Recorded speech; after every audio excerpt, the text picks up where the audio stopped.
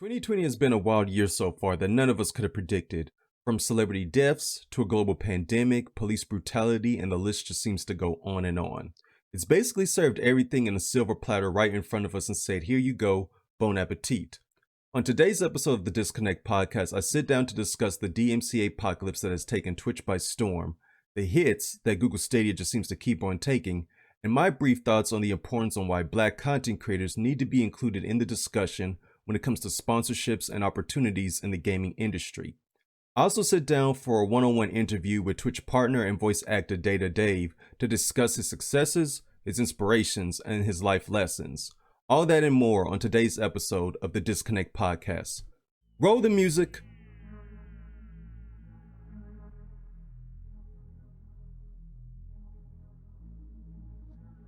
What's going on, world? This is your host, Marvelous Play, and welcome back to the Dizkonect podcast. We are your bi-monthly source for topics across the world of gaming, live streaming, and society headlines. Here, we aim to spark conversation. You can find this podcast on Apple Podcasts, Spotify, and Red Circle. Now, if you enjoyed today's episode, please be sure to head on over to Apple Podcasts and rate us 5 stars to help bump us up in the search algorithm and help expose us to potential new listeners. If you want to make a financial contribution to the show, then you can do so by heading over to redcircle.com/DizkonectPodcast and donate whatever amount you may see fit. Links are in the description. Now let's get to it. Well, we knew this day was coming, but we didn't expect it to arrive so soon. The DMCA apocalypse has finally arrived on Twitch, and not many people are too happy about it. Actually, people are pissed. Rightfully so, since Twitch as a platform has not been and is still not ready to deal with an issue of this magnitude, given the lack of removal tools for these flagged individual clips. Now, when I talk about these clips, what am I talking about? We're talking about clips that contain copyrighted music that, whether purposefully or accidentally, were cut from a streamer's live broadcast. Now, many streamers have been hit with copyright strikes, while many more are scrambling to delete hours upon hours of archived footage dating back from 2017 to 2019. This is a two-part problem. Problem number one, many streamers and users were well aware of the DMCA policies on Twitch, but continuously streamed music that they did not have the rights to. Now look, I've been guilty of it in the past, you've been guilty of it, and so have other streamers and content creators across multiple platforms. But rather than sit here and linger about that, let's just move forward. Twitch has also failed its streamers by not empowering them with creator tools to delete clips and VODs en masse. Now look, Twitch has the power to mute VODs, but the ability to mute VODs is more so a means to reduce their corporate liability, not really protect yours. We can also throw a third party into this equation, which we probably should.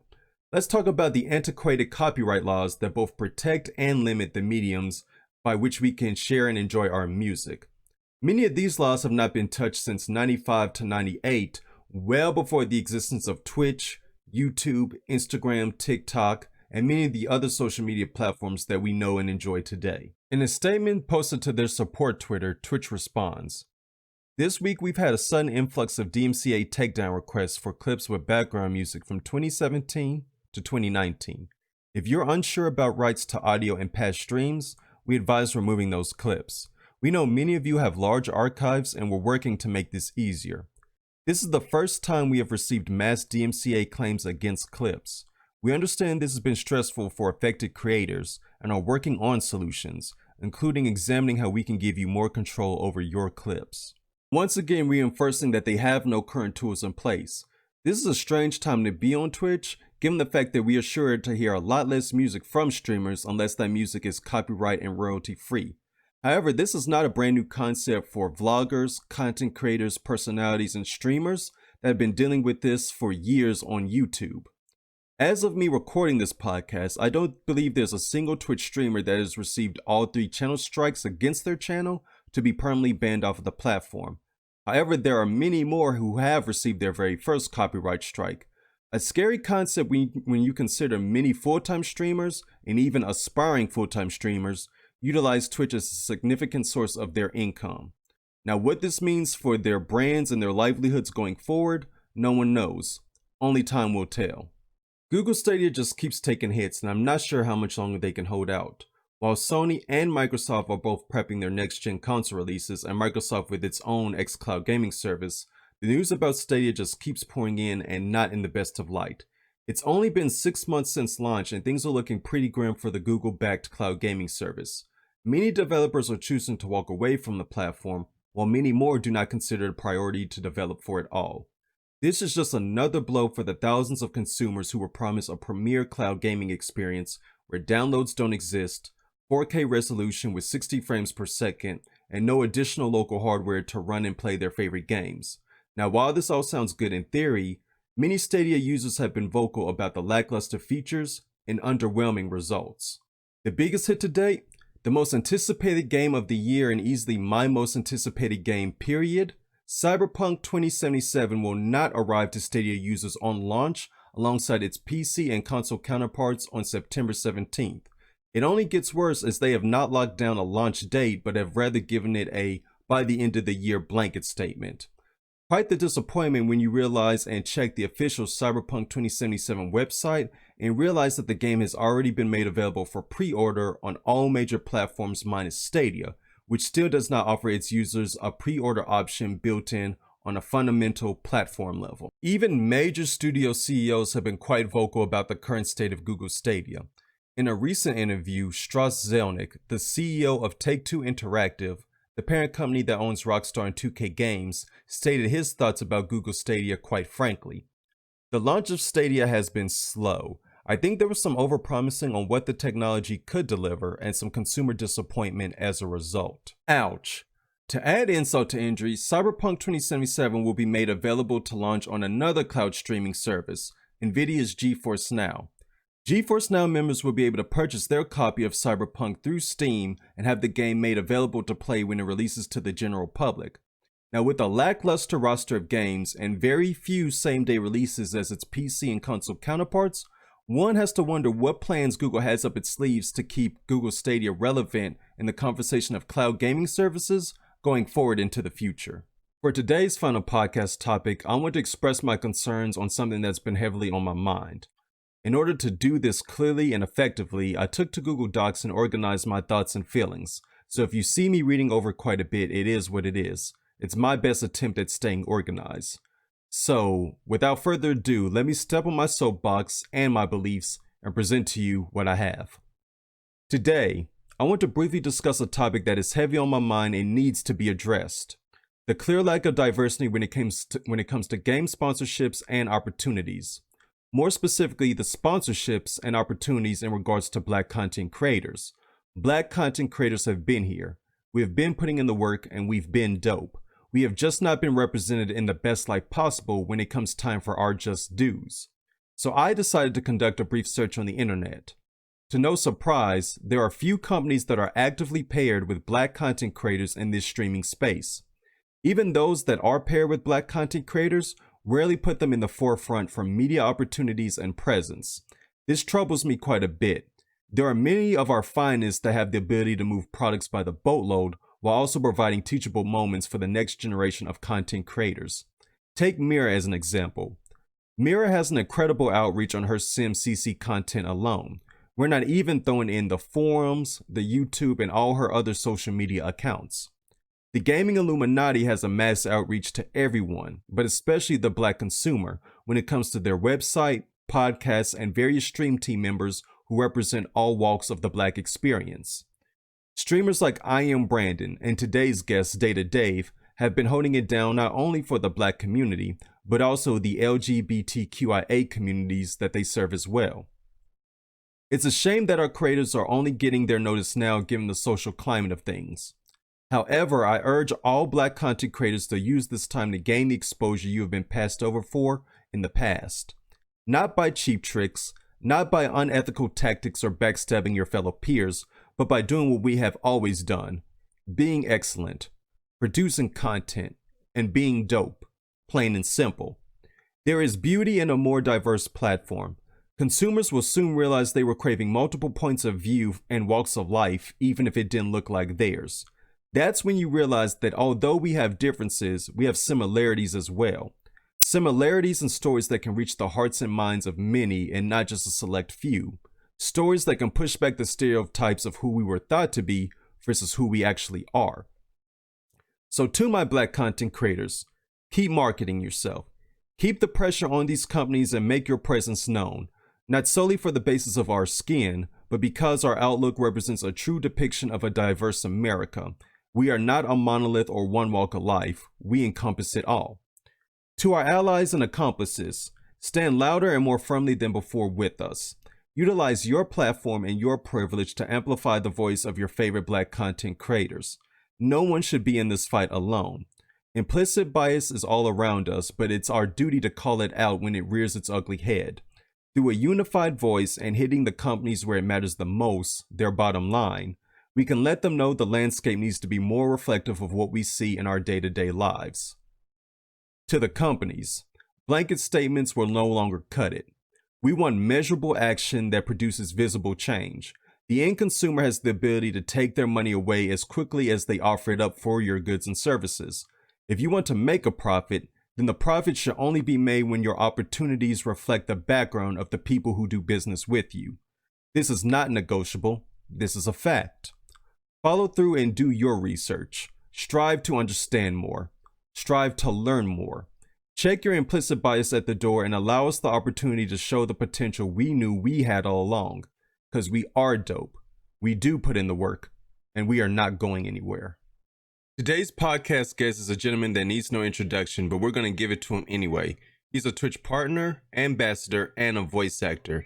But more importantly than that, he's a huge advocate for equality.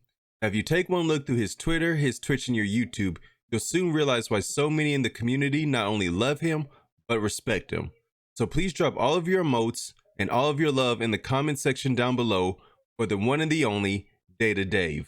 Yo, what's going on, Dave? How you doing today, man? I'm doing smooth, man. How you doing yourself? I'm doing good. Working with a little bit of technical difficulties here and there. People might, hear the horror stories when they see this video, but we're working through it, so I can't complain. It all works out in the end, man. True indeed. So before we get into the real meat and potatoes of who is DataDave and what makes you this vibrant personality that we've come to know and love on Twitch, I just want to ask you a simple question. Before you even knew about the podcast, how did you feel when Chelsea had tweeted out and you had seen that clip that she wanted you to be the next person I interviewed for like the segment of this show? I felt amazing, honestly. Chelsea is great, by the way. So anybody listening, please check her out. She's a sweetheart. She said a lot of good things about me, and I was like, wow, I'm humbled. Like, the words, she was extremely kind. I actually went back and watched the entire episode and listened, and I was just like, wow, you saying all these things? I'm pretty all right, but she's great. Definitely check her out, and I really appreciated it. Yeah, she is a sweetheart, and she got just very personal about her experiences, especially the moment she was talking about going to college, the roadside incident. I think we all could relate to that just because we know what it means to kind of like push yourself and want to do better, underlying motivation, but not at the risk of like harming yourself, bringing that sadness down upon your loved ones. I'm not gonna lie, I started to drop some man tears on that one because that hit home. That hit home hard. Hey, I feel it, man. I do feel it indeed. For those of you who are watching, if you are not, if you don't know what we're talking about, I do encourage y'all to go back and watch episode 2 of the podcast and that interview with Chelsea and just kind of bring yourself up to speed. But today we're talking with our man DataDave, and so we really want to get to know more about you, and I have definitely a lot of questions I want to answer. I mean, I want to ask, not answer, Jesus. I want to ask but a lot of questions I definitely want to ask you because I'm a big fan of your work and a big fan of your channel. I don't say much often when I come in there, but I think it was, now let me refresh myself. I think it was maybe like 5-6 months ago I came across your channel. And I think I came through it thanks to either it was the recommended channels on the side or it was because I think you had got rated by somebody that I knew. But either way, I was just a fan. I was like, yep, this is the place I want to be, especially because you were playing Paper Mario. So that oh man, I love that game, man. It's one of my favorites. But yo, thank you, man. I appreciate that. Of course, man. I got to give you your roses and got to give you your props while you're here, man, because so many times people don't, and then we'd be like, man, I should have let somebody know how much I truly appreciate like the impact they have and what they've done. So I gotta let you know that up front, man. Yeah, I appreciate it. We gotta do a lot more of that. I mean, a quick tangent. And I didn't know I meant this much as person. It's my younger brother. I know we going on a tangent, but like he called me the other day. He's like he's been actually trying to thank people for their influence in life because he feels people don't hear that enough. So he's like, David, I'm like, yo, what's up, bro? Like, it's my younger brother. We have casual conversation. And then he just went into great detail. I respect you for the Twitch grind, how you say, like, I came to him and like a year or two ago, I want to be a voice actor. Been seeing some of those things come into fruition, just like you just dove right into it, did research, and just he said just for being an overall good brother, like even if we argue, you're always the first to say, all right, let's just calm down, talk it out. So that meant a lot. And I'm just like, I don't think that in that type of relationship often. So definitely Mm-hmm. do that. Put that into practice, everybody. Yeah, very true. And the worst thing you can ever do is leave a situation or leave somebody like in anger.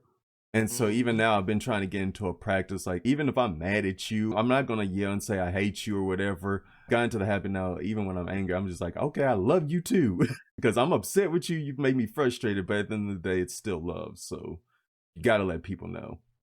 Exactly. So let's get into some of these questions. This is what people come for, and this is what people love about this.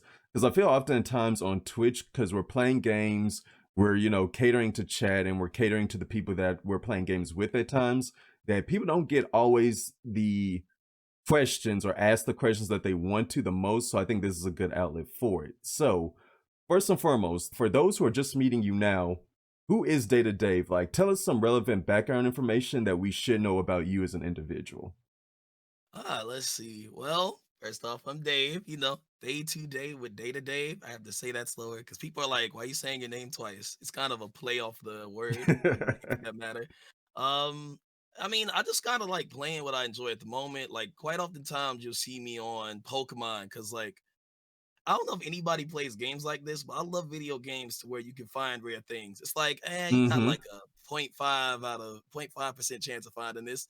I get so excited when I find it. Like I'll spend hours grinding in games, MMOs and stuff, just so I can be like, yo, I got it. So Pokemon was right down my alley because shiny hunting it's like finding this rare, like you got a 1 out of 8,000 chance of this happening. So I've always been that guy. I say treasure hunter in games. But for games like Pokemon. I love MMOs, seeing the growth and progression. You can find me in that. Relevant things, relevant things. I'm trying to think. I voice act, I've got the Mm-hmm. idea to start doing that last year. And I was like, well, I graduated with a master's degree in computer science. Like, I don't know about acting or stage plays or how to voice a character realistically. So, what I did, it was like, you know what? I'm gonna go online and find a coach. And I worked with that coach. I still worked with them to this day. And then I was like, wait, I want to learn more. Got another coach. Then I'm like, wait, but I want to learn improv. Got another coach. Oh, but like, how do I get a realistic thing? Like, is there a pro I can talk to? Looked up a pro, Crispin Freeman, the voice of Winston from Overwatch. It's Oh, expensive. nice. It's expensive, but he does classes, and now we have one-on-one sessions. I had my first one last week, having another Wednesday, and like what I love about him is that he's extremely not rude, but he's like extremely blunt. Like he's just gonna tell you how it is. Like if you do a bad take, he'd be like, "Stop, like do that again." But it's not in a rude way. It's like, "Yo, I'm Yeah. trying to help you. I can't let you have these bad habits because I'm learning a lot at once." And like it like every session I leave like, "Dang, I got a lot to work on." But like, wow, that's really practical advice as things work on. I can go into details on all the vocal coaches all day if you like.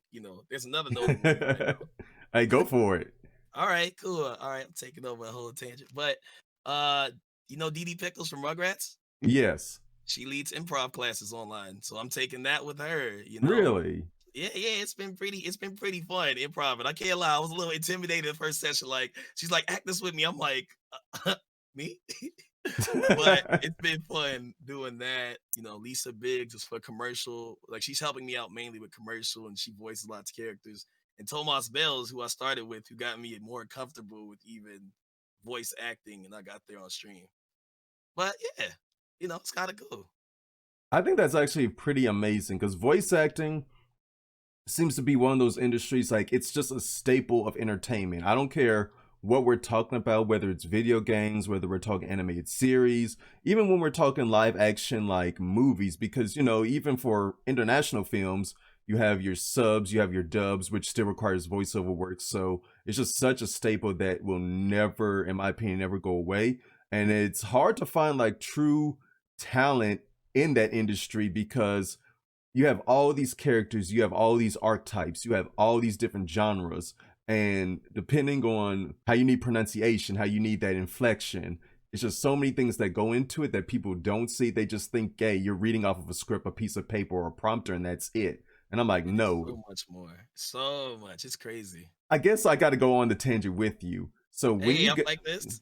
so when you got into voice acting, or when you got bit by the voice acting bug, who was the very first person you expressed that interest to? Let's see. So when I got the bug, honestly, I just started telling Stream. I was like, "Hey, I'm interested in voice acting. You know any voice actors? You know what I mean? Just any streamers you watch and things of that nature." Yeah. And so that's how early on. I think this was like I want to say a year, but I think it was 2 years ago. I watched Kagi Films. I feel like I say his name wrong all the time, but Kagi Films or Kagi Films. He's a great guy, amazing content creator. I was watching him stream Shaman King, like from PlayStation hmm 2. And he was doing not like going full-fledged voice acting, but it's like he's voiced the characters. I'm like, yo, that's cool. I want to do that for my stream. Like it was just like, I feel like that'll be fun. But me, I was a little bit more like reserved at the time and I tried it. It's like voice this character. Oh, I'm voice this character. All right, we're gonna switch characters. Oh, I'm voice this character. Like it wasn't really a big difference. It wasn't as a dramatic performance. But I was like, Yeah. it's new to me. I don't know how to do this. So that's I shared it with Stream first because I always let them know like ideas for content and things I want to do. Nice. I think that's actually very dope. And how has stream been like receptive to you creeping into the voice acting like industry? Have they They've had been oh sorry, I'll let you finish first. No, I was gonna say just how have they been receptive? Have you had any voice actors like come into stream and like give some on the fly tips or, just anything you want to share about that? Man, so in regards to Stream First, they've been extremely supportive. I mean, they roast me sometimes, but that's kind of my community. We kind of josh and joke.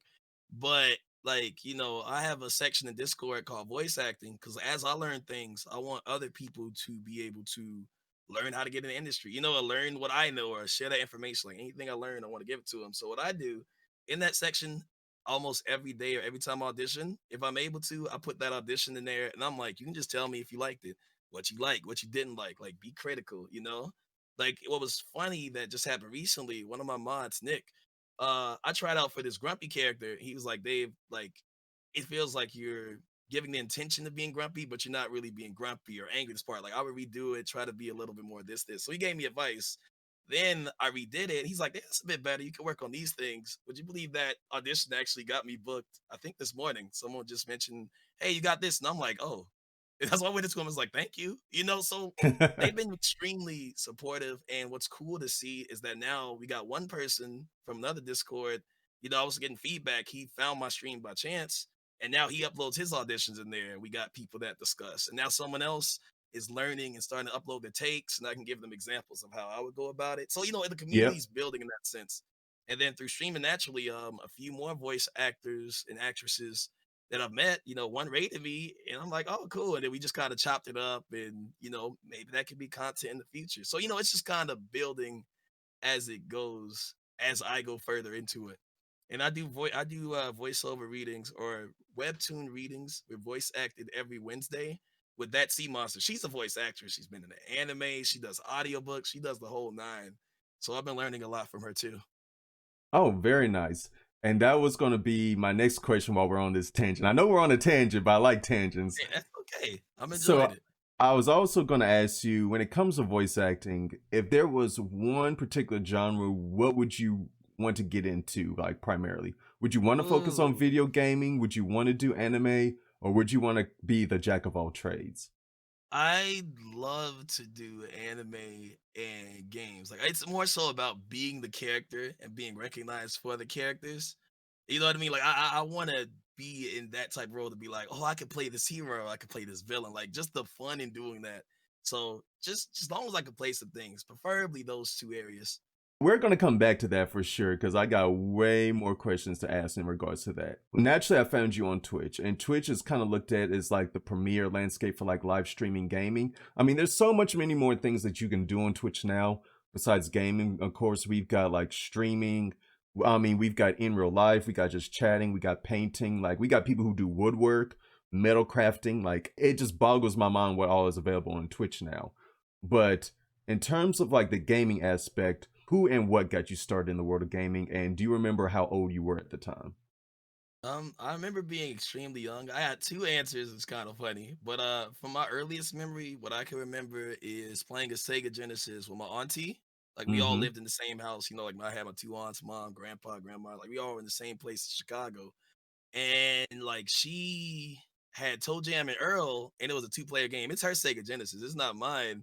But I just remember like how many days we were playing it. I kept dying, she kept dying, and then we beat the game. And after we beat the game, she actually gave me that Sega Genesis. You know what I mean? It gave me so Nice. that was like my first real world system.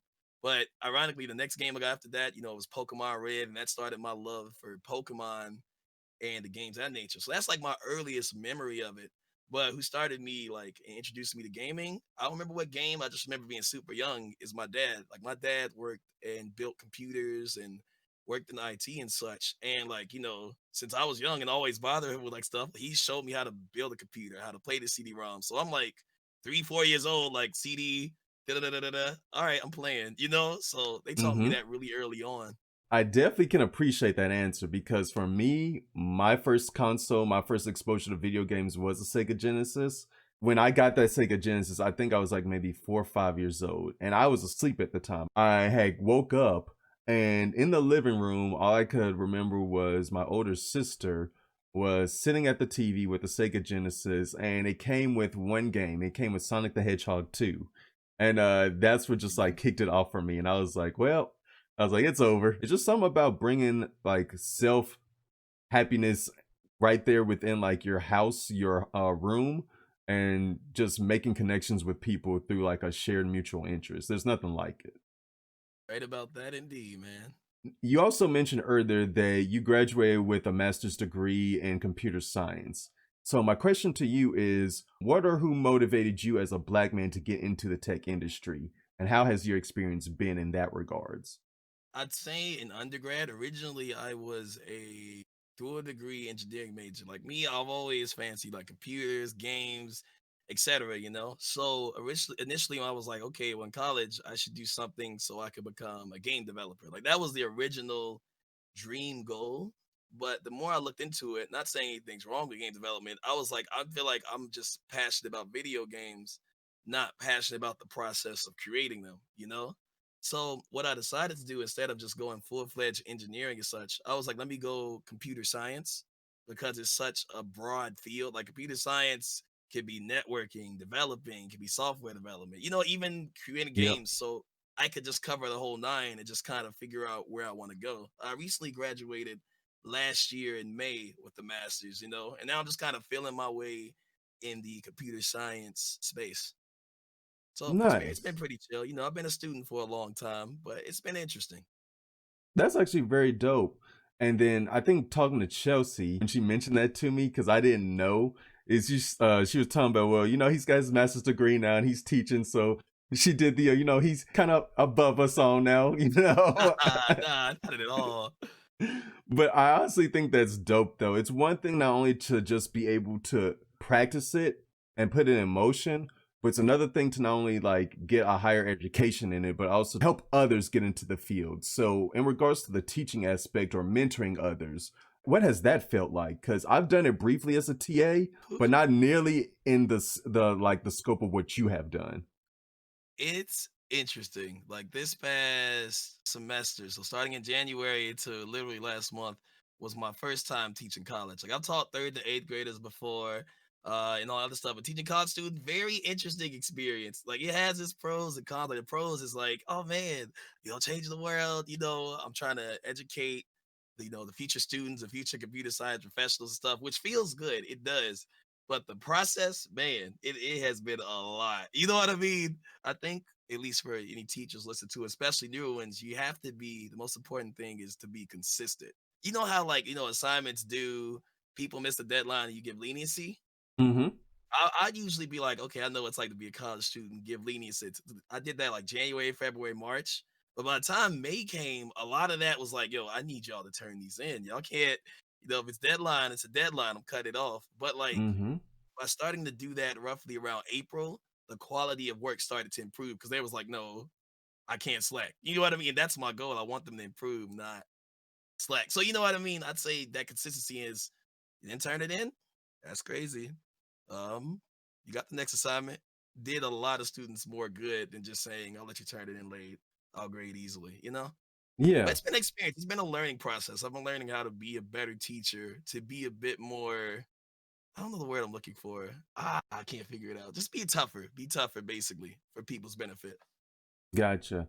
Now, with that experience, not only from the teaching standpoint, have you noticed that that's spilled into like other areas of like life when it comes to dealing with people? I'd say I'm better dealing with people one on one or like individuals there than being like I teach a class, I have people under me. Yeah. Because I'm very understanding in all my things, and I'm like relationships, friendships, all that other stuff. But in like teaching, it's like, okay, this is kind of a new space. Like I lead this class. You know what I mean? I think I would give that same understanding and situation to the students, but that wasn't benefiting them because it's like you need to be tough sometime to get that result. So it's a learning process. It is. I can see where you're coming from with that, especially on a one-on-one basis. I don't know.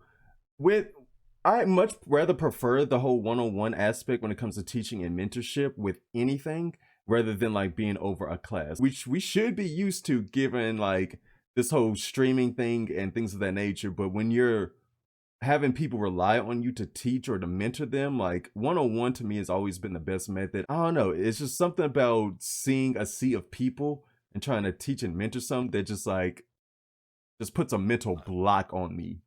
It's a lot, man. It's a lot, man. But hey, long as your heart's in the right place, at least in regards to me too, like my heart's in the right place, I think things will work out in that space. And if you choose to do something like that too, absolutely, it will. Thank you for answering that one.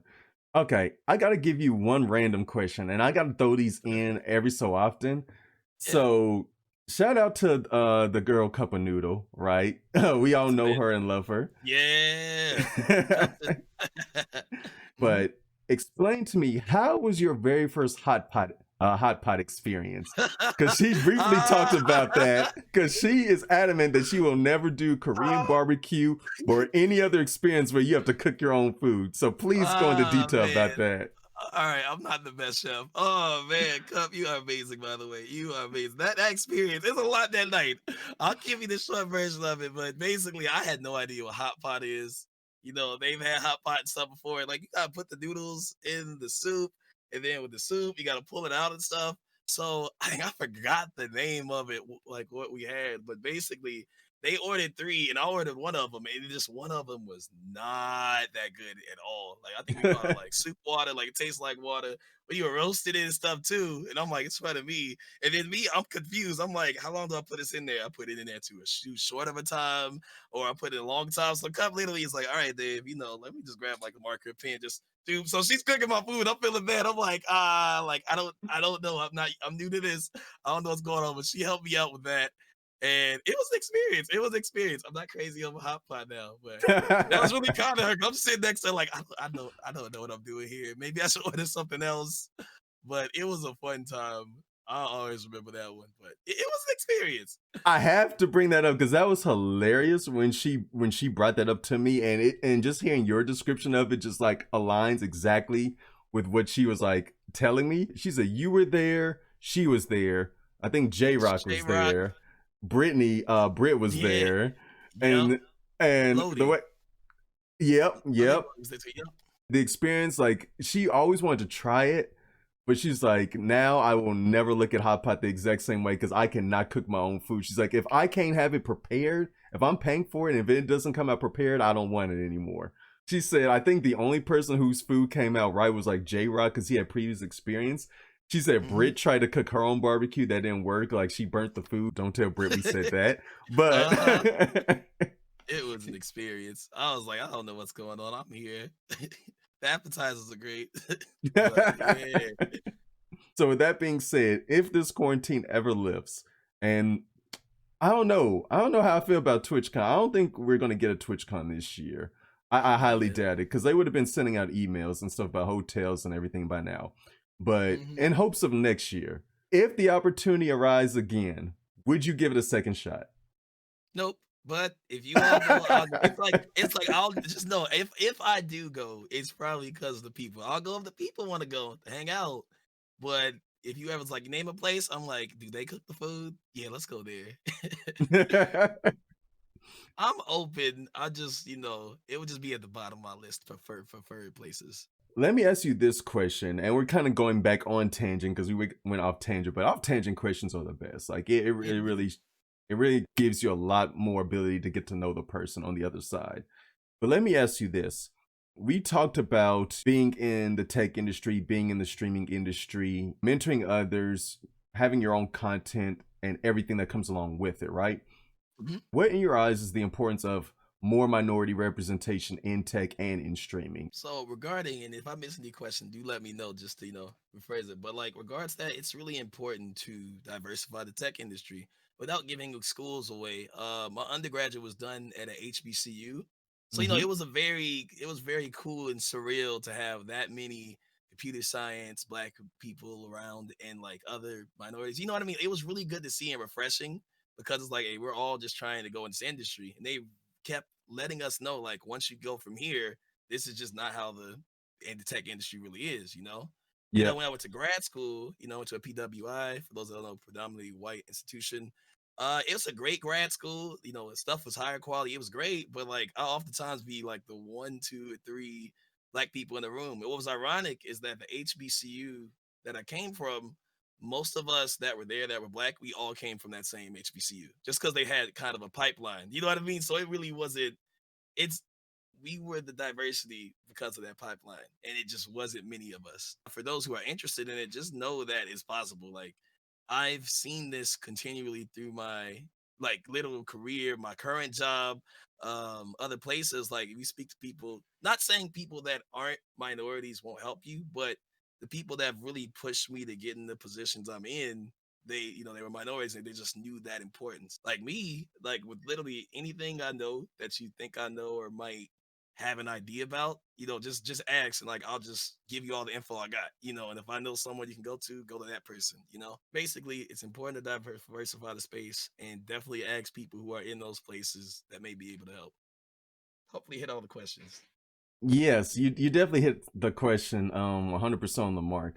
I feel a lot of people, especially when it comes to the industry of tech, like just have that imposter syndrome or like shame that they don't know everything right out the gate. I tell people ask questions because you don't know everything. Like to this day, I still have to Google like the most basic things because there's literally just so much like that goes into it. It's literally an industry where you can get away with not knowing as long as you know how to research because documentation is like everything whenever Hmm. you're trying to get into this industry. Like you forget so much, but there's documentation on how to remember so much. Exactly. And another thing, just reminding people that they could do it. Like honestly, I struggle with imposter syndrome too. Like, my strengths in computer science is more so looking at things and identifying what can change about it. What can we do better? Like, this is how a user feels. This is how we can make software that solution thing. But if you tell me to code it, I can figure out how to code it or look into it and work on it. It's gonna take me some work. But I'm not the strongest coder, even with a master's degree. So like sometimes I do feel it, but it's like I can learn it, and just reminding people about that. A quick tangent. Tangent's gonna be the theme of the day. Like if you go Hey, I'm not like mad at it. big, I am not big mad at it. tangent. I swear I might make a tangent podcast or something like that. But jokes aside, when you mentioned imposter syndrome and that, you just reminded me that like I once taught inner city in Chicago, third to eighth graders, and like Hmm.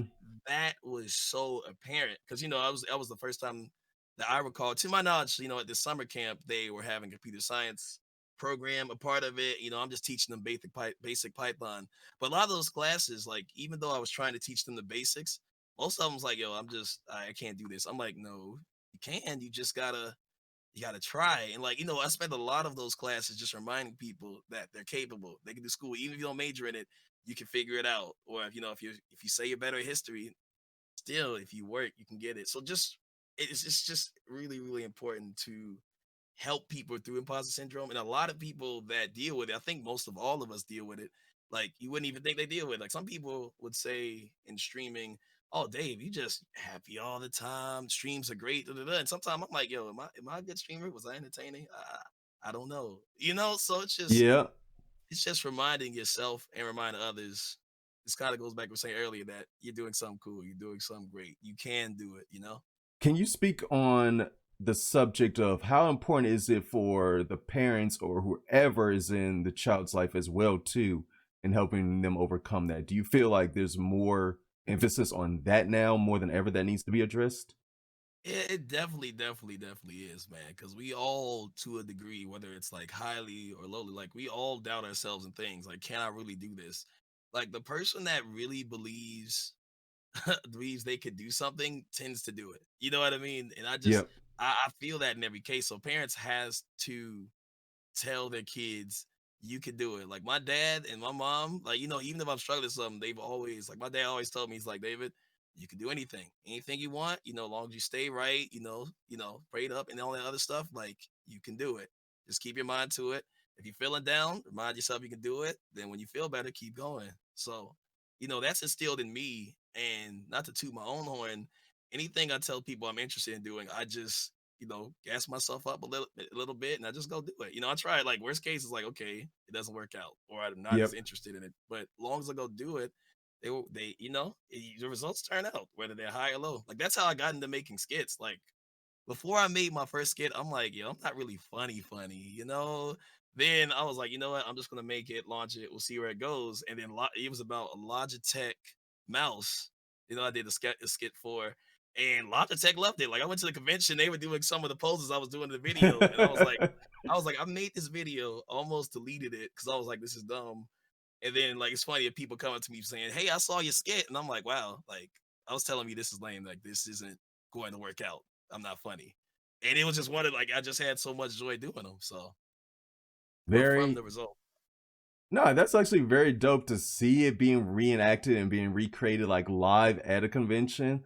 And then like the people who organized it, did they recognize you immediately? They had to have recognized you yeah, yeah, immediately when you exactly. came Like, up. cause in the skit, like I was it basically to sum it up, I made a skit where someone kept beating somebody up with Tekken, and then somebody for else came back with the mouse and started beating them with the mouse with like silly poses. And then seeing those silly poses reenacted was hilarious to me. And I was like, wow, like I really did that. If I was dealing with, imposter syndrome or saying I can't do it, then I just wouldn't have did it. True. Very, very true. And I think the biggest skit, I think it's the one that's still pinned to your Twitter right now, how gaming companies deal with leaks. I That love that one. that one had me rolling, especially when it comes to Sega and how they dealt with the leaks of like the Sonic movie. What initially inspired you to create that one in particular? Like the way I make skits, I just kind of just write down a whole bunch of silly ideas. Like, okay, can I say a lot? Like for example, or at least what inspired that one? I was like, okay, what happens continually that's consistent around multiple gaming companies? And it was like, oh snap, leaks. You know what I mean? I was like, I wonder can I make leaks being funny? So then I started thinking about it. It's like, all right, with Sega, with people leaking that, something changed. Sony, people's credit card information has been leaked. Like that's what they're known for. I was trying to think of what each company is known for and how they respond. With Nintendo, you upload a Nintendo content, a video, they'll DMCA or take out your video. So it's like taking those facts and seeing where you can find the funny in it. And that's kind of what inspired it. So yeah.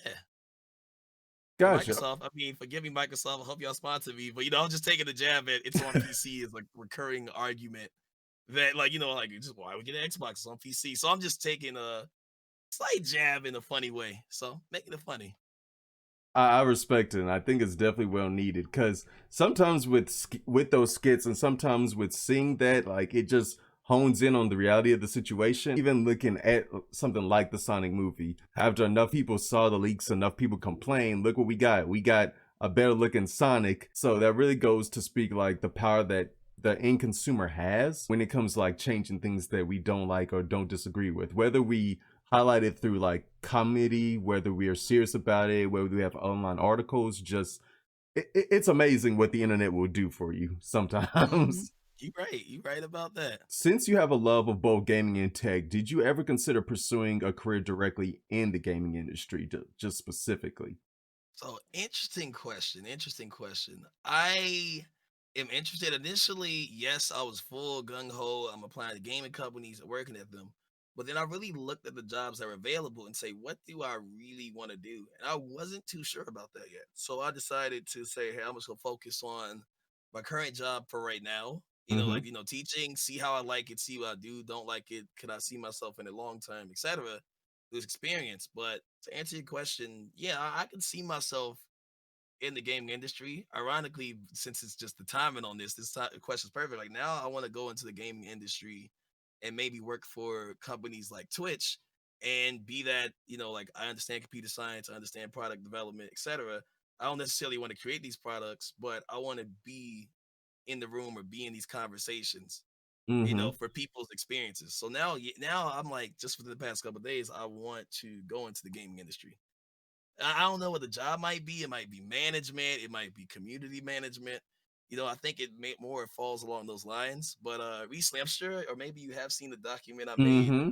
about people's Yep. experience on Twitch. Like I made that pretty recently because I was just like, okay, with us trying to be proactive about change right now with all that's going on, I was like, why don't we just? I see so many people tweet, Twitch should change this, Twitch should change that. Here's a video explaining this, and I was like, I really wonder does Twitch see this? Like they might see this person's tweet, that person's tweet, they might miss that one with a good point. So I was like, why don't I sit down and just come together and just write all the points, and then to say, Yep. hey, if you want to know what's going on, here's a document to give you suggestions, ideas in a well worded way as to what you can do. And, take what you will from it. So that's what I did. And in that process, if you don't mind me discussing it, I Yeah, had go to deal with for it. people who were like positive. I had to deal with people who say Twitch does a bad job about that. Like I had to deal with all of that and say, how do I take their input, take my input? I know a lot of it's just like, not to say I filter mostly my opinion, but I focused on like the key themes that I felt that comfortable bringing to a company. Having some friends fact check me or add their input, put it all together Yep. and say either. So what's funny about it is I didn't even send it to Twitch. Like I put it on my personal Twitter to just like say, okay, let's get the feedback and then we'll send it. But I have to I can't, her name slips me. I can look it up on Twitter momentarily. But she tweeted it at Aaron, and Aaron's like, oh, this is really good. Let me come share it real quick. And then I got messed with someone else at Twitch. Hey, I just want you to let you know this has been shared internally. And I'm like, oh wow, like that's cool. Then another time I was just tweeting about it to get more input. Twitch the account did the eyes emoji. And I'm like, oh, then someone else from the user research area in Twitch. It's like, thank you for doing the job for us. We felt like it's important. We love your point saying, hey, come talk to us. You know what I mean? So, it was cool to see that change. And I was like, yo, if it was looked at that highly, it's like I feel like I could do this for companies and maybe even gaming companies for like everybody's experience. Of course, I want to make sure that people of color's experience is highlighted because I feel like that's an issue across a lot of companies, as a whole. But I was like, if I could do that in like a matter of 30 minutes, like the document had edits, but most of it was written in like 20 to 30 minutes of just thought. So it's like if I could do that there, like just imagine what I could do if I worked for a gaming industry company. So that's what I'm working on. With putting that document together, what was the hardest part, really? What's funny about that, and like not to gas myself up, there really wasn't a hard part putting it together. And like the thing is, like if you tie it back to my degree, like I have a computer science degree, master's degree, but it's actually in interactive computing. To be more specific, human centered computing. So like my job already is to look at software and systems and go through the detailed process of let's get their feedback, let's interview them, let's get some specifics, let's get some suggestions and ideas, and then Yeah. implement solutions to it. So like that's something I already do through my education school life. It's just I got to just do it over here. So like it really wasn't, at least none that I could think of. It really wasn't hard to get together. But I feel like the reason why that is that I am a black streamer on Twitch, so a lot of the stuff they're saying are things that I personally experienced. It might have been more difficult if I didn't identify with most of the things in that document. You get what I'm saying, kind of? Yeah, I do. Which 100%. even attends to like the fact that so many people. The dopest thing about what was typed up is that like people gave suggestions, but a lot of those suggestions were either in there or just kind of like adding a sentence or two because it was like there's really no. I didn't have anyone say I don't like you put this. You know what I mean? It was cool to see that, to say like I think I've hit most of the points, most things you agree with. Now I feel like that's gonna be the catalyst for change that we need to that we actually need to see on this platform and across other platforms. How do you feel now about the companies that have been giving us like just one fits all blanket statements when it comes to like protecting their bottom end? I shouldn't Fair, say fair. bottom end, but bottom line. Yeah. All right. So, how I feel about company statements, I really appreciate them doing that because I have never seen it done on the scale, whether it's just a statement and things of that nature. I love the companies that put action behind it. I respect that the most. Not saying I don't respect the others that just did a statement, but for those that have done action, EA especially, what EA, if I'm not mistaken, promised $1 million, paid time off for their employees if they volunteer to things benefiting the cause. Like they actually have like an action plan. Like I'm like, wow. So I'm really happy companies have stepped forward. And I'm gonna play both sides of this other thing. Like some companies, all right, I put out a tweet and post, maybe roast on Twitter. It's like I appreciate that, but what are you actually going to do? You know what I mean? Yep. So I'm glad the statement's out there, but I really, really am ecstatic for the ones that are donating, putting action behind their words, plans, etc. So I love that. I love to see it.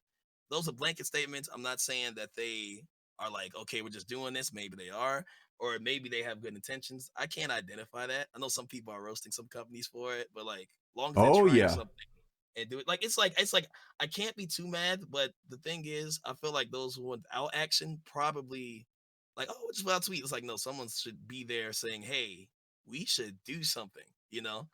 And other people, even of smaller and larger ones, even individuals like with connections, they've been actually going on Twitter saying, hey, I'll use my example real quick.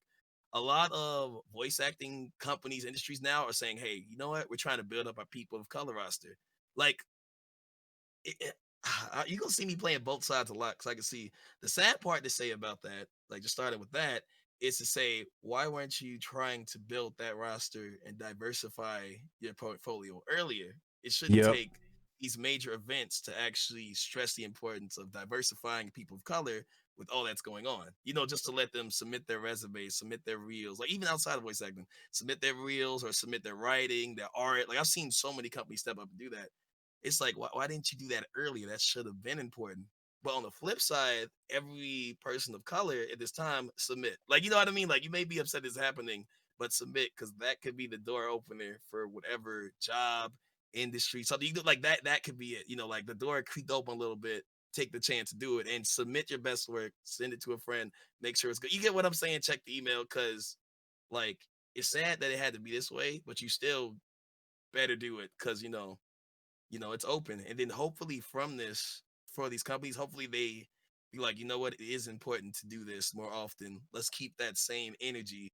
Not only this month, but July, August, September, 2021, 2022. You get what I'm saying? Yep. So it's hard to judge companies' stances, right? Like all of the company stances right now, because it might be something they do for now and forget in a month or 5 months. So I really, really hope that this energy continues for people of color. I'm glad you addressed that question because we see the companies online, especially Twitter, that are getting roasted, and it feels, even when they make a statement, it feels like it's too little, too late, right?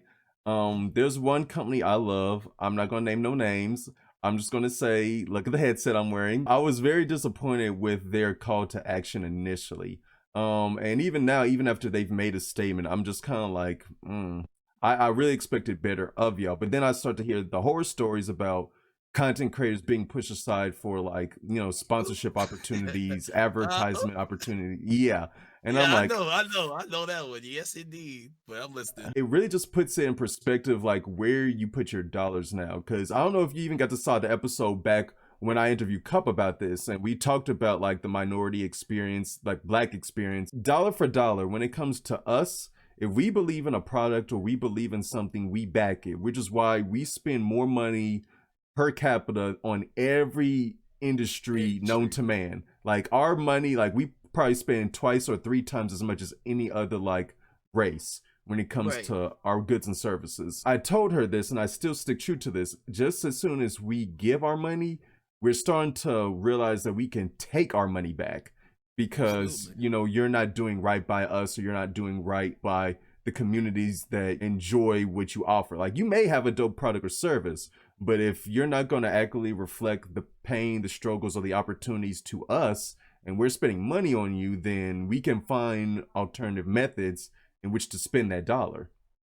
Exactly. It's been a huge, like, Twitter, I wouldn't say witch hunt, but I feel like now is the time where these companies are rightfully getting called out for like their practices in the past, and now, we have to take action. It's sad that it took all this for content creators to get their just in and for us to be Mhm. noticed. We do have to be thankful for all those who are using this also at the same time to go ahead and put themselves in there, because you never know who might be receptive of to that. You literally could just be like one tweet away or one submission away from somebody saying, hey, they're dope, this person is Right. dope, he's dope, she's dope, but we didn't know this, but you didn't know they've been here creating dope content all along because you didn't take the time to research it.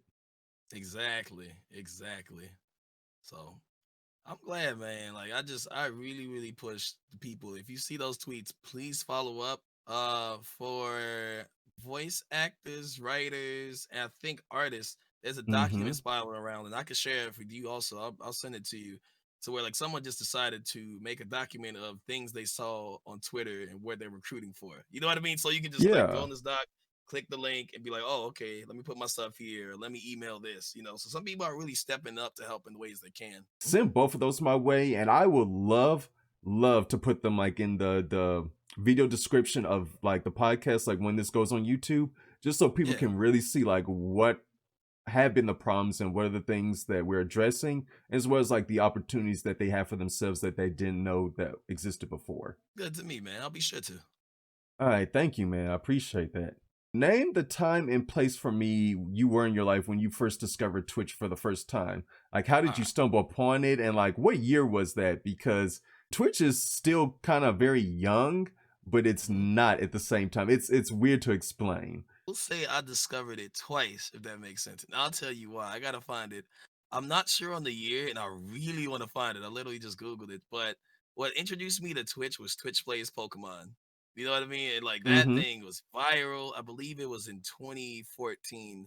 And like, like I was like, what happened was I was going to college and people kept making Lord Helix jokes and talking about Bird Jesus. I'm like, what are they talking about? Like, Where this makes no Jesus. sense. Yeah, they go, bro. They had the hilarious names, but for those that don't know, Twitch plays Pokemon. A lot of people should, but just in case, basically, someone made some software, some code that from what type people type in chat will Mm-hmm. actually reflect in the Pokemon game. It was a stream that was going all the time, and eventually they actually caught Pokemon and eventually beat the entire game. Just chat focus. You know what I mean? Like it took hours, What? it took days. Let me see how long it took. It went on I have for I have after never heard of this before. Wait a minute. after 16 days, 7 hours and 50 minutes, 19 seconds, the viewers beat the champion blue in the game. So this just went 24/7. Chat just typing. Like you have tens of 20s of 30s of thousands of people all typing in chat trying to like make progress. Like if I'm not mistaken, Bird Jesus was a Pidgey they called initially, and it got named the funny name. They just started calling it Bird Jesus and it evolved.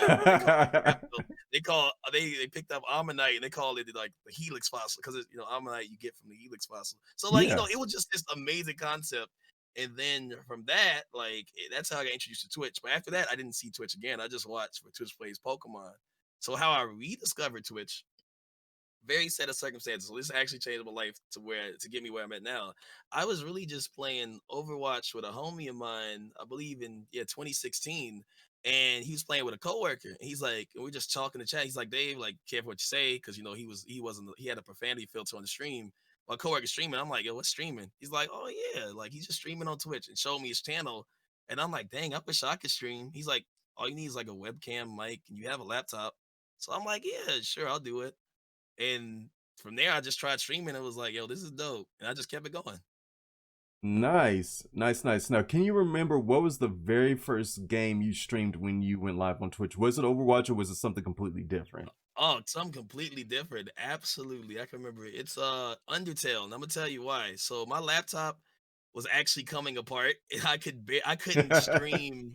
I could not stream higher end games like Overwatch. Like my computer just couldn't handle it. It wasn't that good of a laptop.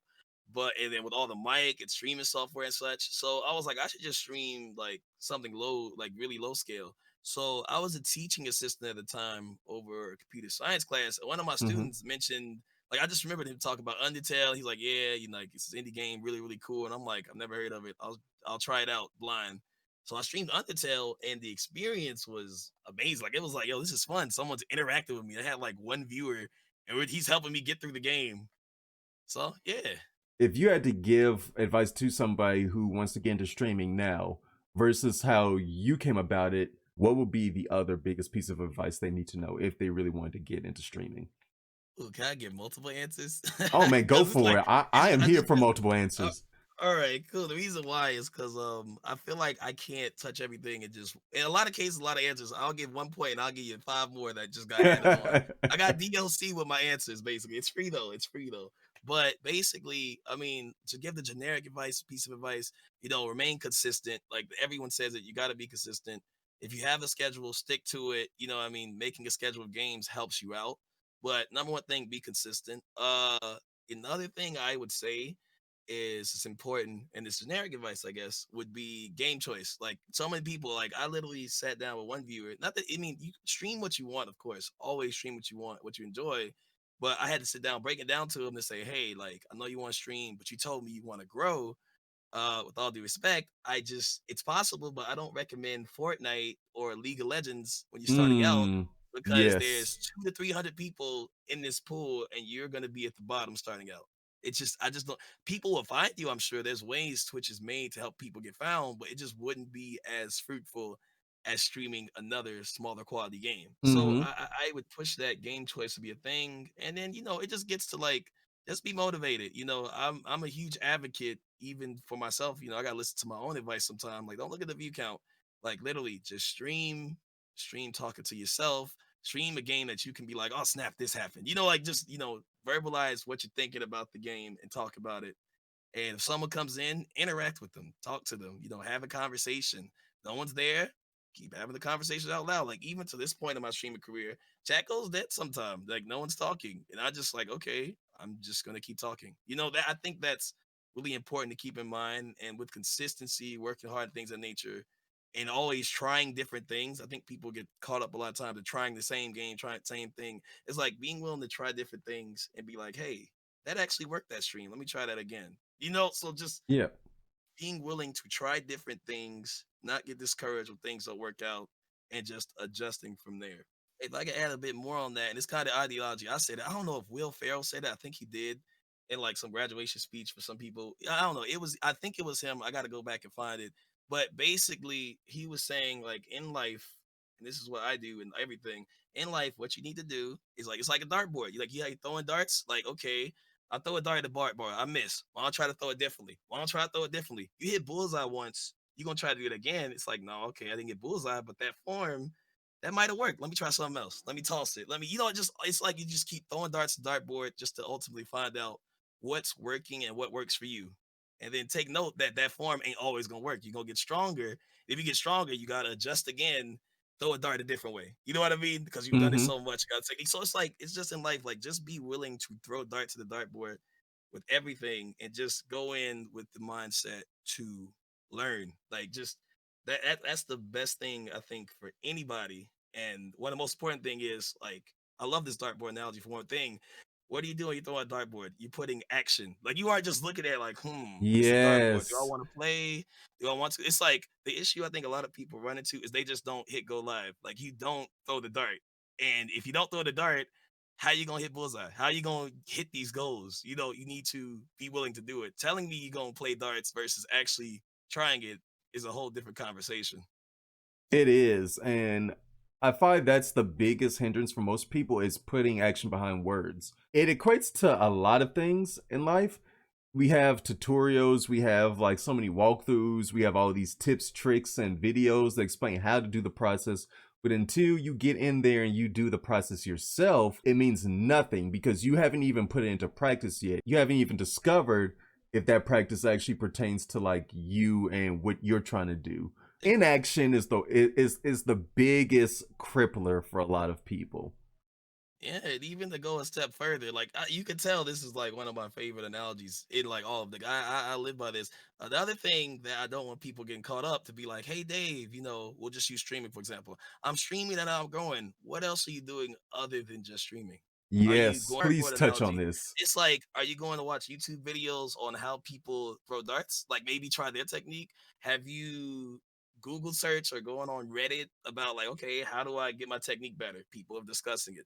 Have you looked up articles? Have you listened to podcasts? Have you watched the pros? Have you reached out someone to mentor you? Have you asked somebody that plays darts in the right? Like, there's just so many different avenues with the dartboard analogy. And we'll go to streaming to learn. Have you listened to this podcast and have DataDave talking a lot? Like, you know what I mean? It's just so many avenues. So, like, I say with people that are like, okay, Dave, I am throwing the darts. I'm trying different things. It's like, okay, what else haven't you done? You need to go do it. Dang, man. Like I'm gonna be quoting books and all this other stuff. So it's a whole nother tangent. This is pretty personal. I was pretty down about voice acting because I wasn't getting roles and things of that nature, right? And there was this book. I'm gonna try to find it on my phone. It's called Failing, I think Failing Up. How to take Yes. things higher. I didn't finish the book, but the beginning of the book was all I needed to really just get me back motivated to trying because I just wasn't getting roles. I felt I wasn't good and stuff. But like one of the points he said, he's like, man, like I didn't get this role, I didn't get that, and then I believe his either wife or girlfriend's father was like, I think you haven't tried enough. And he was like, how dare you? Like I've gone to theater, I've worked, I've done this, I've done that. And like it's like it's obviously you worked hard, but the father is trying to tell to him to say, even though as hard as you work, you didn't try every single avenue to get to where you want to get. Like work hard, Exactly. but now work harder. And I think a lot of people that work hard at these things, it's like I acknowledge your grind, I acknowledge your hustle. I will never take that away from you. But you can work harder, get creative, or find other avenues to get to where you want to get. And the people that were willing to do that will grow. They will, we're hitting like 10 different topics in this question alone, which I like. But it's like those are the ones that will go up there and grow. Mm-hmm. So yeah.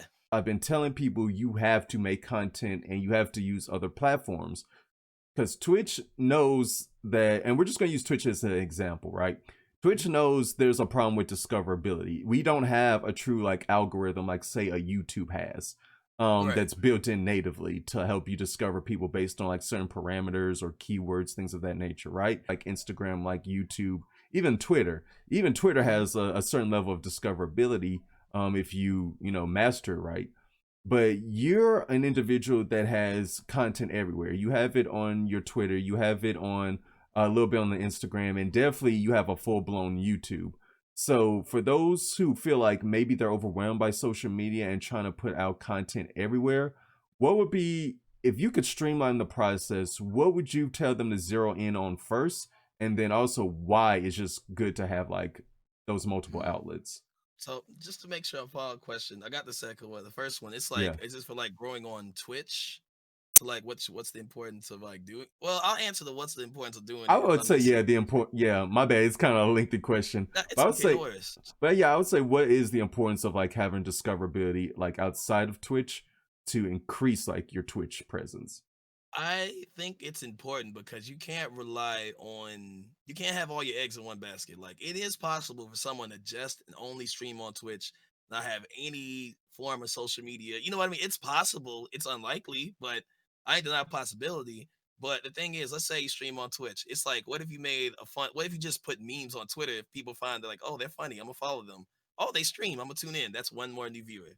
The Instagram, you posting up pictures. They could be like, I mean, let's keep it a buck. Some people could be like, oh, they're pretty attractive. Oh, they play video games. Let me go see what they're playing, or Mm-hmm. whatever content they put on Instagram to be like, that was a funny clip. Like getting using other platforms to streamline it back is how you get people. And if you get people to your Twitch, if that's your overall goal to just focus and grow on Twitch, like you need to find ways to get people there. Like, with Twitch's discoverability the way it is, like, not saying it's fully on them, but I think it's more fully on the creators. But help would be nice, Twitch, but they need to find other ways to get to where they're going to, kind of hitting the other points. But it's useful if you just get one new person or one new eye on your content somewhere else and bring them to where you want to be.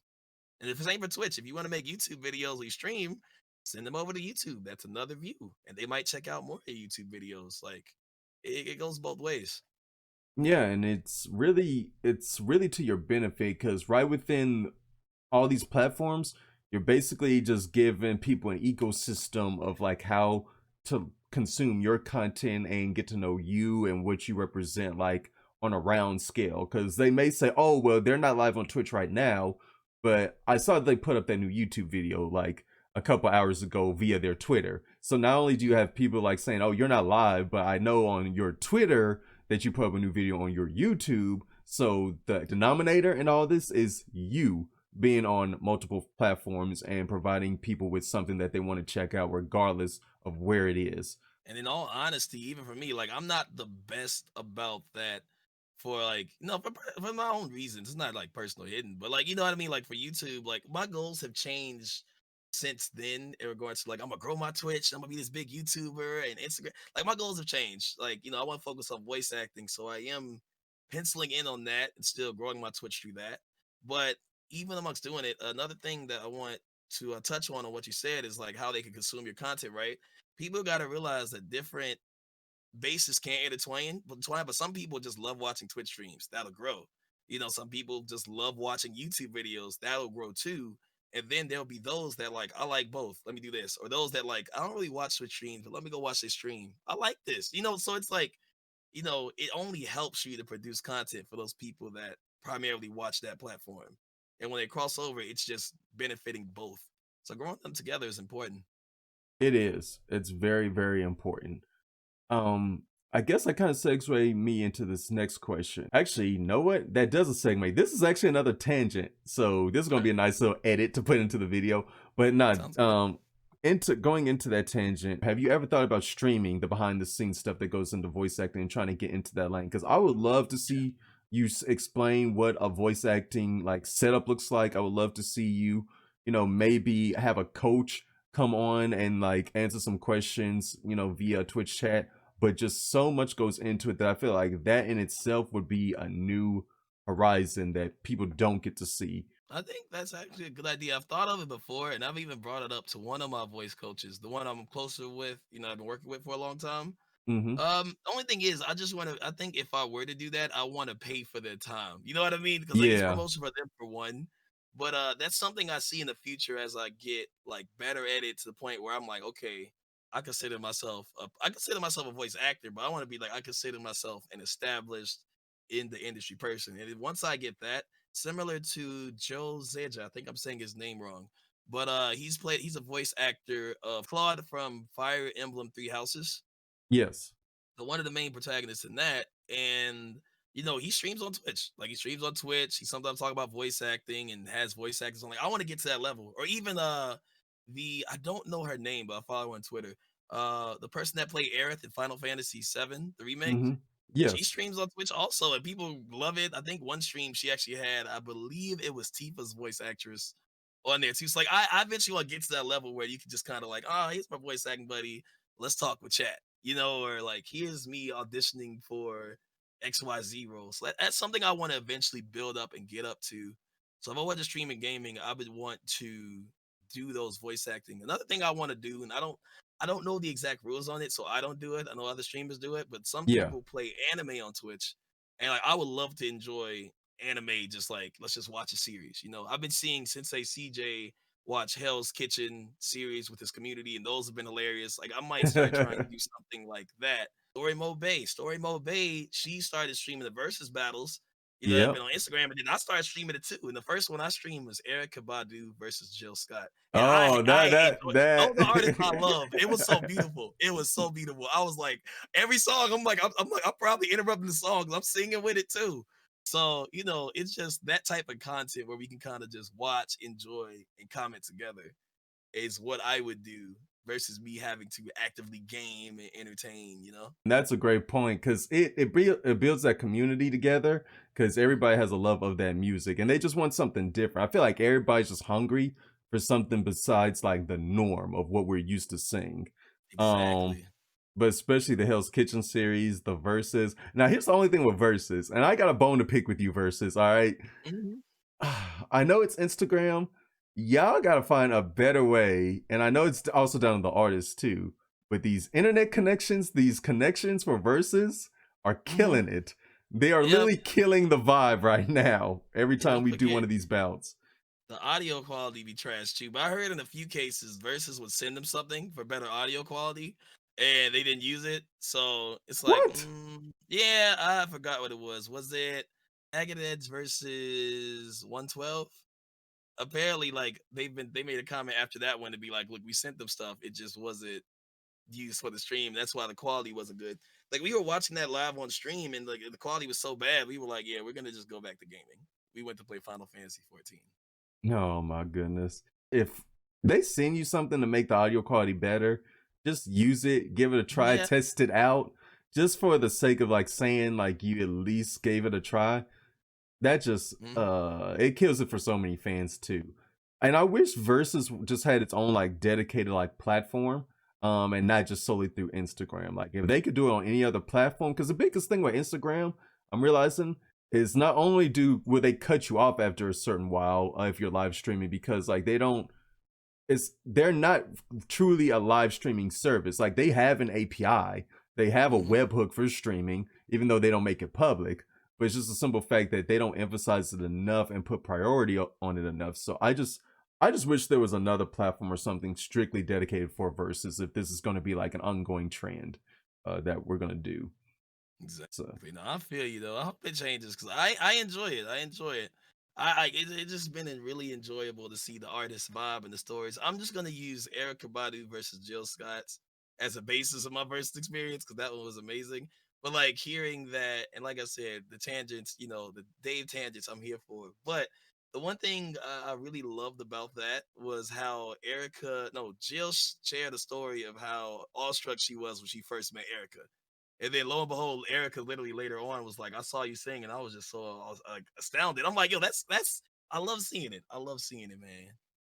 it's amazing to have somebody you look up to then recognize you and like have something they admire about you. It's an incredible feeling. It just kind of validates the purpose behind why you love doing what you do. How does it feel when you meet people in real life, when you go to these conventions that are now inspired by you? Like, have you had that interaction with people in real life that are just now inspired by you and they say they look up to you? How does that feel and be on the opposite It side? it feels amazing, man. Like I remember the TwitchCon that I was Twitch ambassador for, and like the amount of people, like I think I remember one conversation I had where a friend of mine was introducing me to someone else. Like they were like, "Oh, I'm so and so." I'm like, "Oh, I'm Dave." "Oh, I know you. You're the dude that's on the poster." I was like, "Oh, what?" Like, "Oh, yeah, that's cool." Like, "Oh, you already know me." "Oh, that's fancy." Or just people saying like, "Hey, interacting with you or taking your advice has inspired me to stream," or hearing how my advice helped them, or like how I'm willing, like not to toot my own horn, but like it's just really cool to say, "Hey, you inspire me." Because like at the end of the day, for me, like when I'm streaming, I'm like, "Hi, I'm Dave." Like I just like talking about whatever comes up and streaming video games and reacting to, like, it feels so small, but it feels cool to say, "Hey, and what you did or the choices you made inspires me." I don't usually, I probably should give myself a credit. I don't usually think like that. I'm just kind of doing things. Like I'll relate it back to the document. A friend broke down and said, "Dave," I think in my tweet, I was like, "It's really cool to see a small idea actually get noticed by Twitch." Like that's what I put. And he's like, "Dave," like he said, "You my homie." He's like, "But you need to realize, don't call that a small idea." Because like for you, he's like, "Oh, you just doing this trying to help out." Like for me, the way I take it as you inspire people to speak up and share their experiences and say, "Hey, I can make a change on my own, even though if I don't work for this company." So it feels cool. And like long answer, or for the short answer, it's like it just feels cool to hear that sometimes. I agree with your friend 100%. I don't think it was a small idea by any means, especially if it actually goes and inspires and creates change. And the fact, and I wanted to touch on this earlier, the fact that they had what section was it that you were speaking of? They messaged you and they said, "Hey, thanks for doing the work for us." I was like, now you see, this man has done the work for y'all, which y'all easily could have done like years and years ago. And I know you were Mhm. talking about this last night on stream because I was in there and you were talking to Chad, and specifically you were even talking to TBH by it as well Mhm. too. And shout out to TBH as well too. Mhm. But applying for Twitch, and I just have it in my mindset that if they don't see all of this exposure, they don't see this great document of ideas with these underlying problems and these potential solutions, and you put the application in for Twitch, if they don't bring you and in some way, shape, form, or capacity, hopefully full time, because I would love for you to be a full time employee making a full time difference. But Mhm. if they don't bring you in some shape, form, or capacity, I just don't know what to say. It would just be foolish to me, to be honest Man, with you. well, thank you for that, man. Like I said, I'll try my luck and shoot my shot, getting my resume and cover letters together. So we'll see where it goes. We'll see where it goes. But I feel that even if I wouldn't be heartbroken if I wouldn't get it, it's just like I'm gonna just shoot my shot, see if it's a deal I like, if I get it, and I might go. But if I don't, like just being able to make a change from what I currently do and what the things I'm focusing on is still cool to me. At least I hope we'll say this to make my voice heard. Now, what we hope for is actual change and better things. You know what I mean? Yes, that's That exactly what we hope that's for. what it feels good to just be able to say, "Hey, I did something, and you all as a company are going to, in my opinion, seriously consider things we're talking about." Like, I mean, in the real world, they probably ain't taking and implementing every single idea in it, but if those ideas lead to something they try to do, that's cool with me. Like, keep trying, keep going. I hope it helps. Exactly. So I'm sitting here crossing my fingers. You can't see me crossing my fingers. Well, you will on the video, but I'm here sitting here Mhm. crossing my fingers and hoping it leads to like just some tangible results that we can see, feel, and will be known throughout like the entire like community. So it's Sounds important. good, man.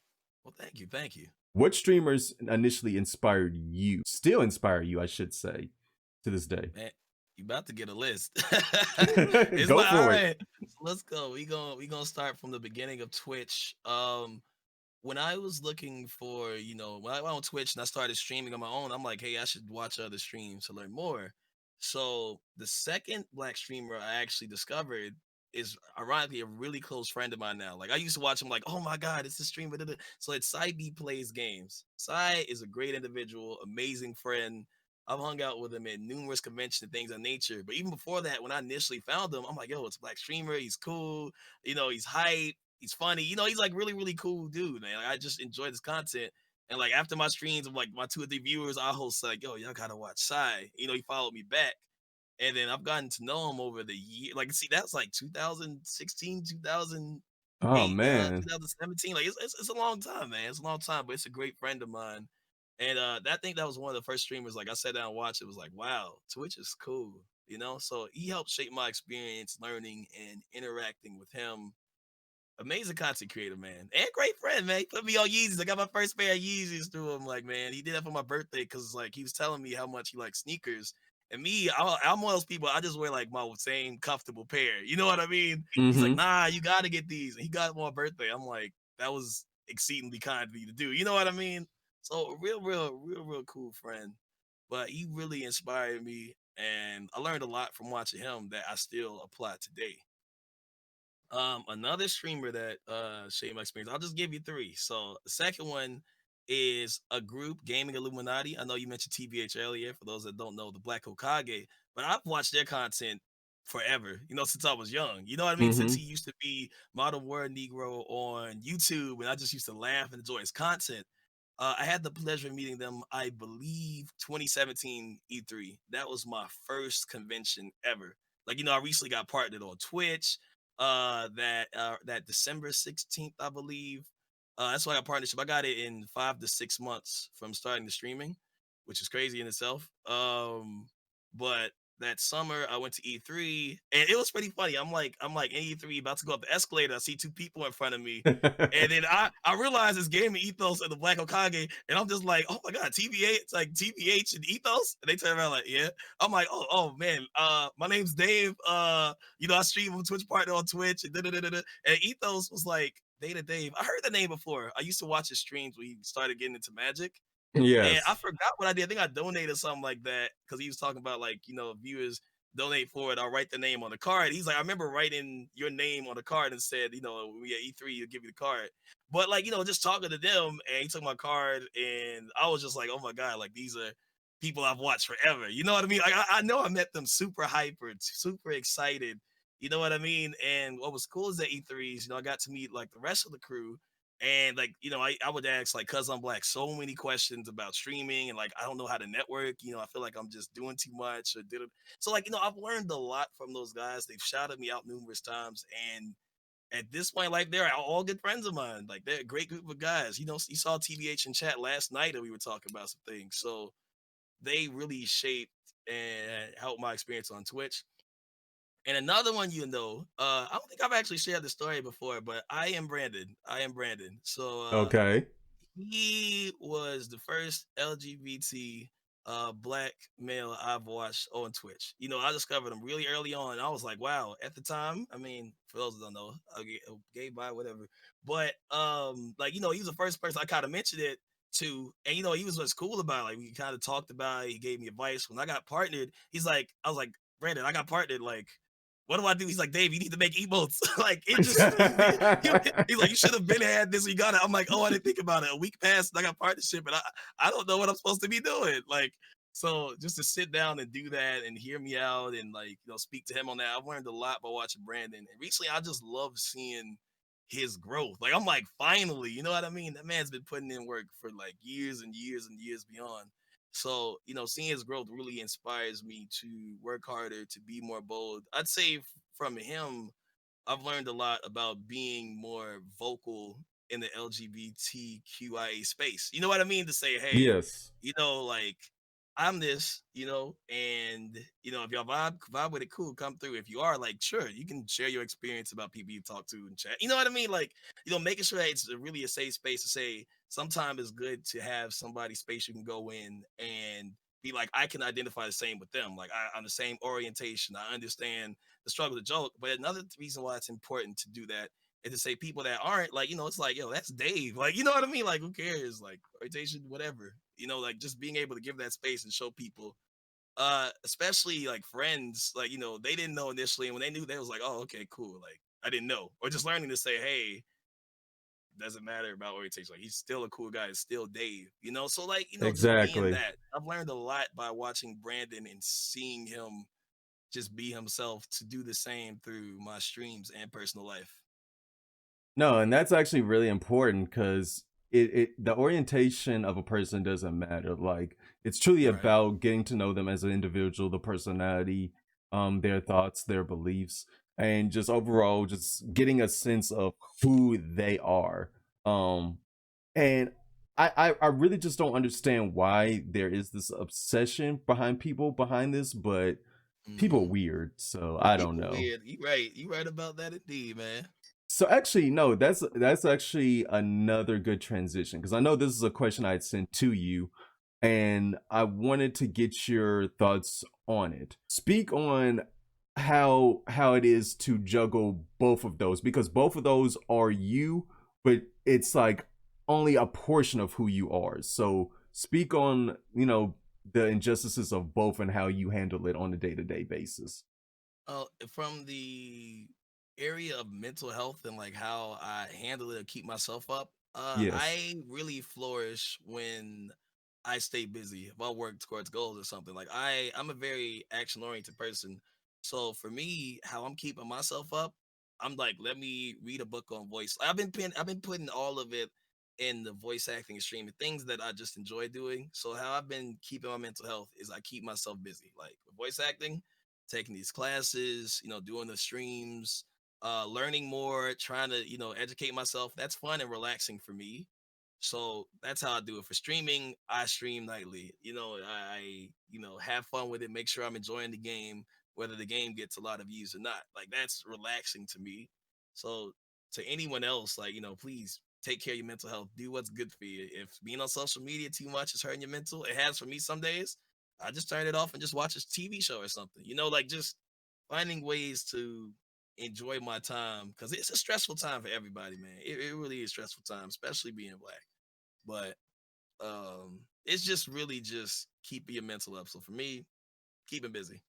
The moment you stop being busy is the moment where you let the negativity of everything that's going on just like start to seep in. And looking around to like our peers on Twitter, I can see the effect that it's having. Like You just have to find a way to unplug. You have to find a way to recenter, and you have to find a way that brings some peace and like some just balance in your life. Cause it's balance. Literally, if you just digest everything going on 24/7, this is how it just starts to chip away at your mental. And then once the mental is gone, then you're not sleeping, you're not eating, and then we get into the physical, and it just goes downhill from there. But I think staying busy is a great answer, and just finding new avenues to express how you're feeling too. Um, and Exactly.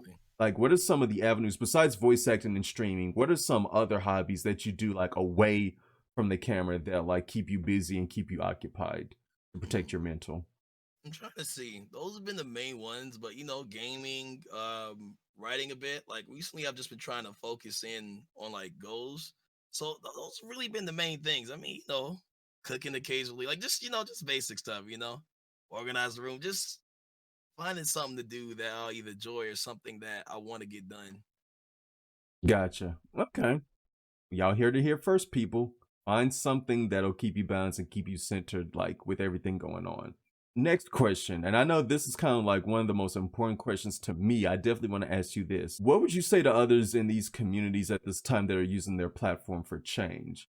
What are some things we can keep doing when these protests are over, people stop using the hashtags? How do we keep the dialogue going? Use your communities to keep identifying issues and things that are going on to bring up those topics. Like if you see something wrong in the company and something needs to be done, be vocal about it on your platform. You know what I mean? Like it's like I said a bit earlier, as long as you keep the energy up. I mean, we don't always have to have the exact same. Let's say hypothetically in the world, police reform happened and everything's perfect. You know what I'm saying? Like everything got much better from this. Then I'm sure there exists another issue, another thing going on that you might identify. It's like be sure to be willing to speak up. You know what I mean? Like these Yes. companies have stepped up because they saw so many people, individuals stepping up. So like just tell the communities use your platform, like use your platform. You have more influence, do you think, no matter how big or small you are. So taking the other route of that, to the people who are vocal, that's one thing. Can you Mhm. speak to the person or the group of people that are indifferent? To me, it seems like I rather deal with an individual that has some level of opinion or some level of empathy. Yeah, it's just in regards to this specific thing with what's going on. Like, it's just if they have no opinion, like I don't know, I don't care, it doesn't matter. That's the issue. You know what I mean? That's probably not a person that I'm going to deal with. I guess you know what I mean. Like that just says a lot. Like I ain't gonna go too specific on it, but if someone's like that, they got some issues. I'll put it that way. For people that to hop on the agree to disagree thing, like let's say someone like y'all are wrong for doing it. Like I feel like with my strong stance on it, like you can't agree to disagree on basic human rights. Like we can agree to disagree on what coffee we like. Like sure, like I'm like this is the best. You disagree. We can do that. But when it comes to basic human rights in this scenario, it just can't be done. It's like no, racism's wrong. It's like Yes. it's cut it dry. So those who think it's otherwise, I just say they got some issues, a lot of issues. No, I agree with you 100%. I feel like this isn't a topic that should be like a middle ground on it. Like it's just Yeah, wrong. Like right. It's what other just point are we arguing here?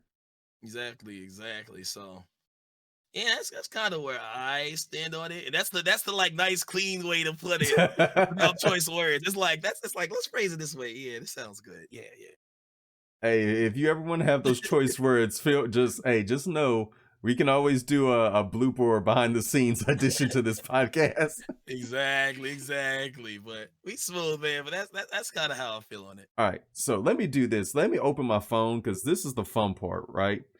So I Mhm. took to Twitter and I wanted to ask people to like send you some questions that they wanted to know some answers to themselves. And I really want to emphasize this. Now, first and foremost, let me look at the camera when I say this.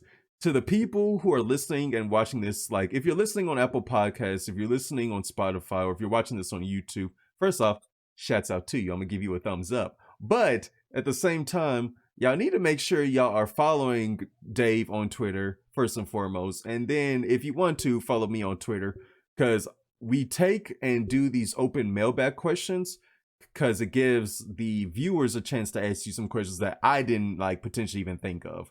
So if y'all want more questions highlighted, be sure y'all are interacting on social media and really getting your questions in there. But we do have like 3 questions. First and foremost, this question comes from Anna at Beauty Anna Sim. So shout out to you, Anna, by the way. What was your biggest struggle as a content creator streamer, and were there times you felt like streaming and like quitting altogether? Ooh, biggest struggle. The biggest struggle for me as a content creator, for those that don't know, and we're just being extremely honest about it, I used to just stream Pokemon and only Pokemon.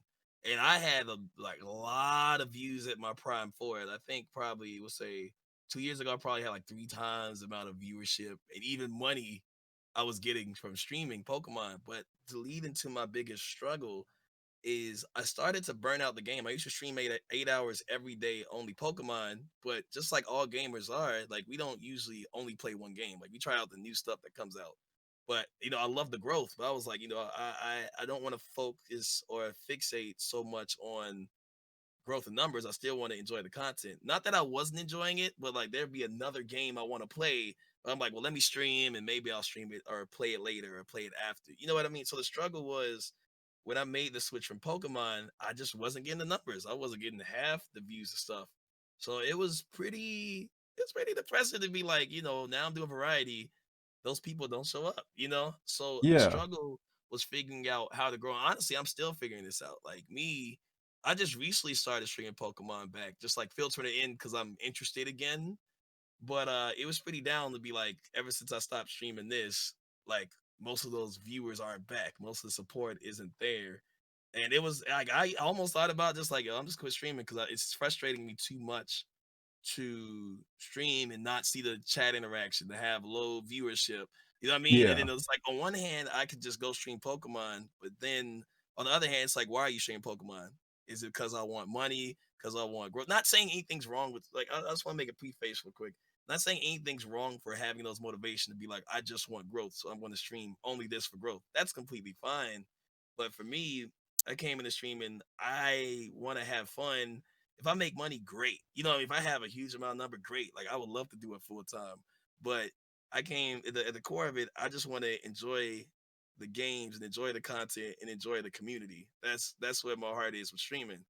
So if I go back and do a Pokemon, you can tell like my heart's on my sleeve always, so you can know how I really feel. Like I'll tell people if I don't like this product, I don't like this product. I don't like this game. I ain't enjoying this game. Like I'm easy to read in that sense. So to go back to it, the hardest thing on Twitch was just kind of figuring out and getting myself back in place to say, hey, I play this because I enjoy it. I stream because of my community. If you get what I'm saying on that. Yes. So it's that. And since then, I've learned, I might even almost lost the question and struggle with the last part. But since then, I've just learned to just kind of stream what I enjoy, stream things at work, and just have fun, whether it's 10 viewers or whether it's 2,000. No, I'm glad you bring this up because people so oftentimes like when we talk about the struggle and growth of being a content creator and those moments of giving up or like walking away or even taking like maybe a break from it and then coming back later, people feel like you shouldn't do that or you have to like stay on it. The worst advice, and I think everybody struggles with this, and even I struggle with this sometimes, is people be like, oh, you guys stick to one certain game. If you don't play that game, that makes or breaks your channel. Like, and I've been in Hmm. chats where viewers have told a growing streamer like, if you play this one game, that's the only game you can play. Like, you got to get established in this community, and that's cool.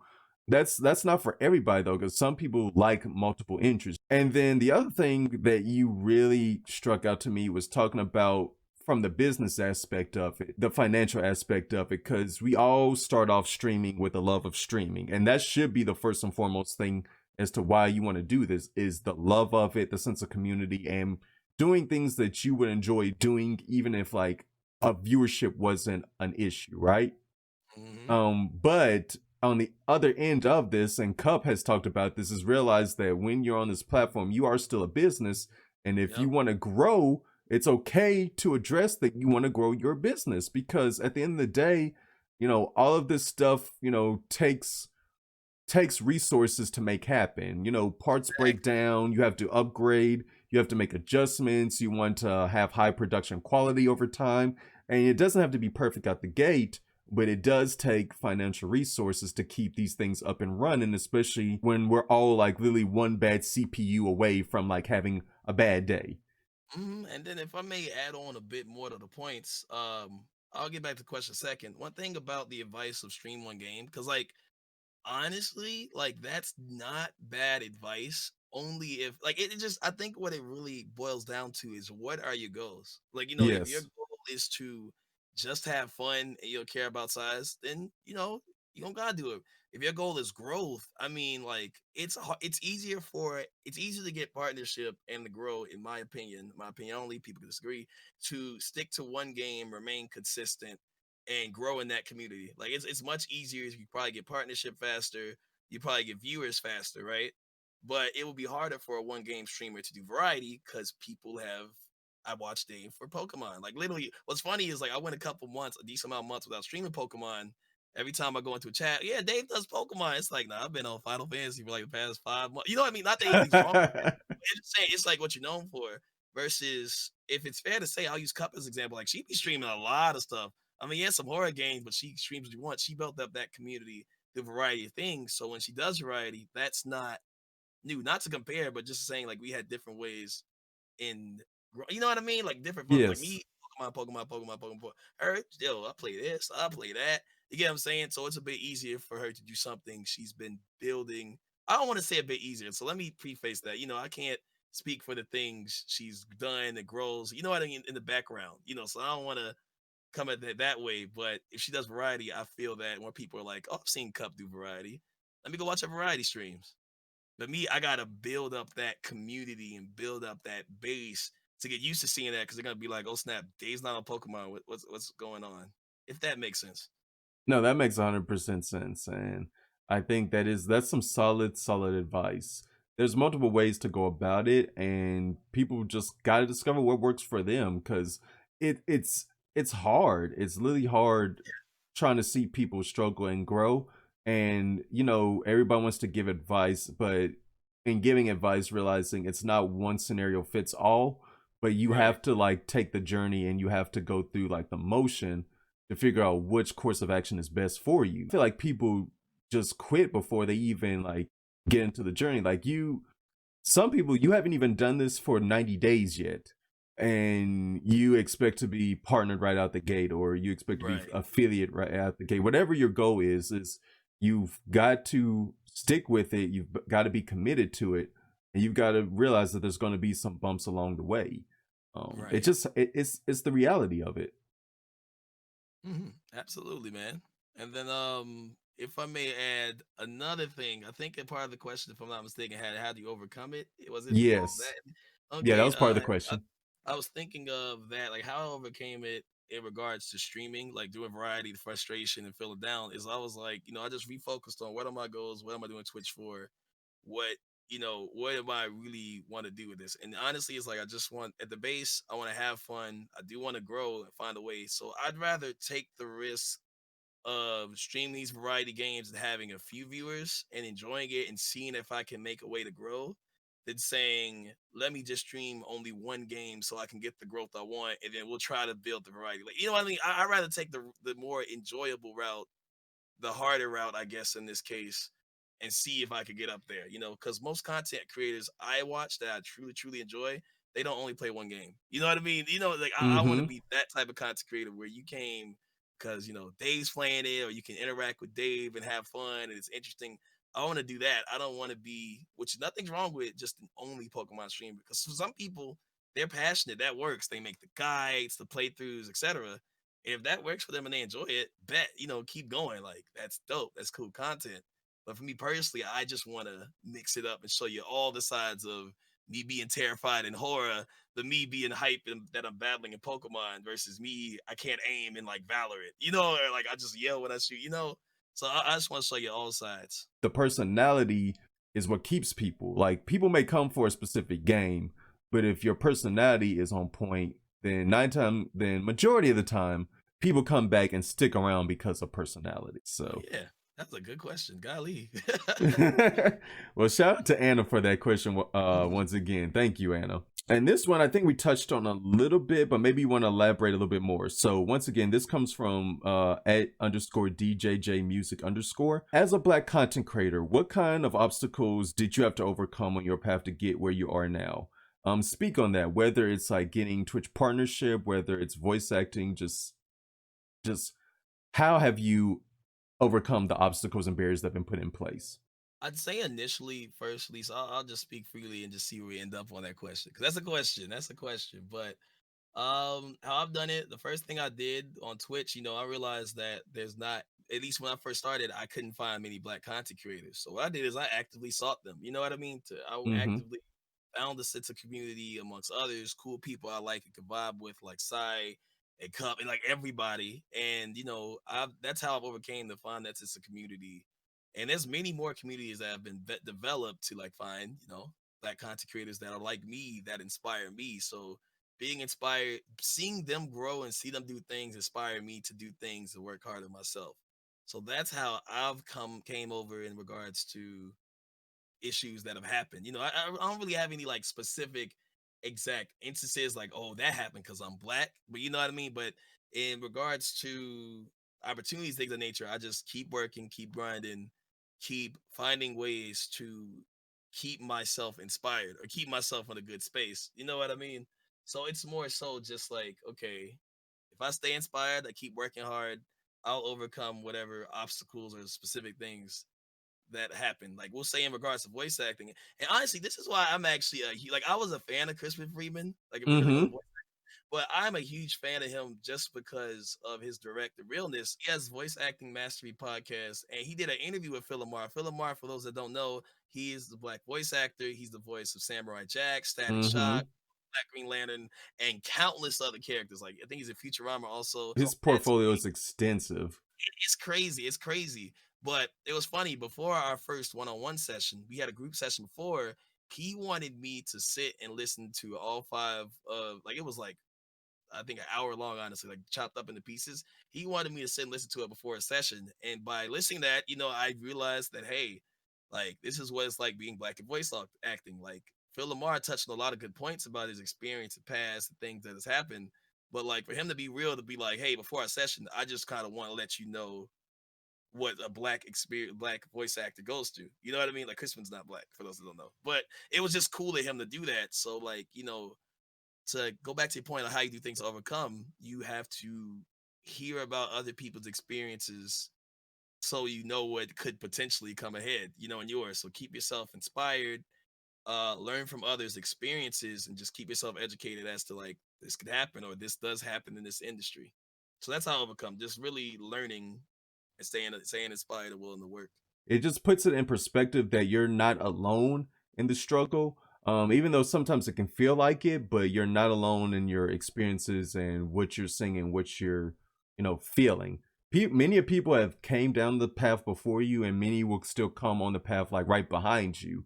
But every single time somebody manages to break in, break through, if they can just leave some gems or some knowledge for the ones coming behind, it makes the ability to get in that much more easier for the next person and the next person until, eventually we tear down what should be all barriers and all excuses as to why like they wouldn't want us in this field. But now this is one more thing that brought me to you a long time ago is I remember after I discovered your channel, I just started following you on Twitter. And I know you were talking about like the infamous voice role where they came back with like some unsavory words is the best way I'm going to put it. Unsavory words that sparked a lot of frustration and anger with a lot of us. And me and Chelsea spoke about this on her episode.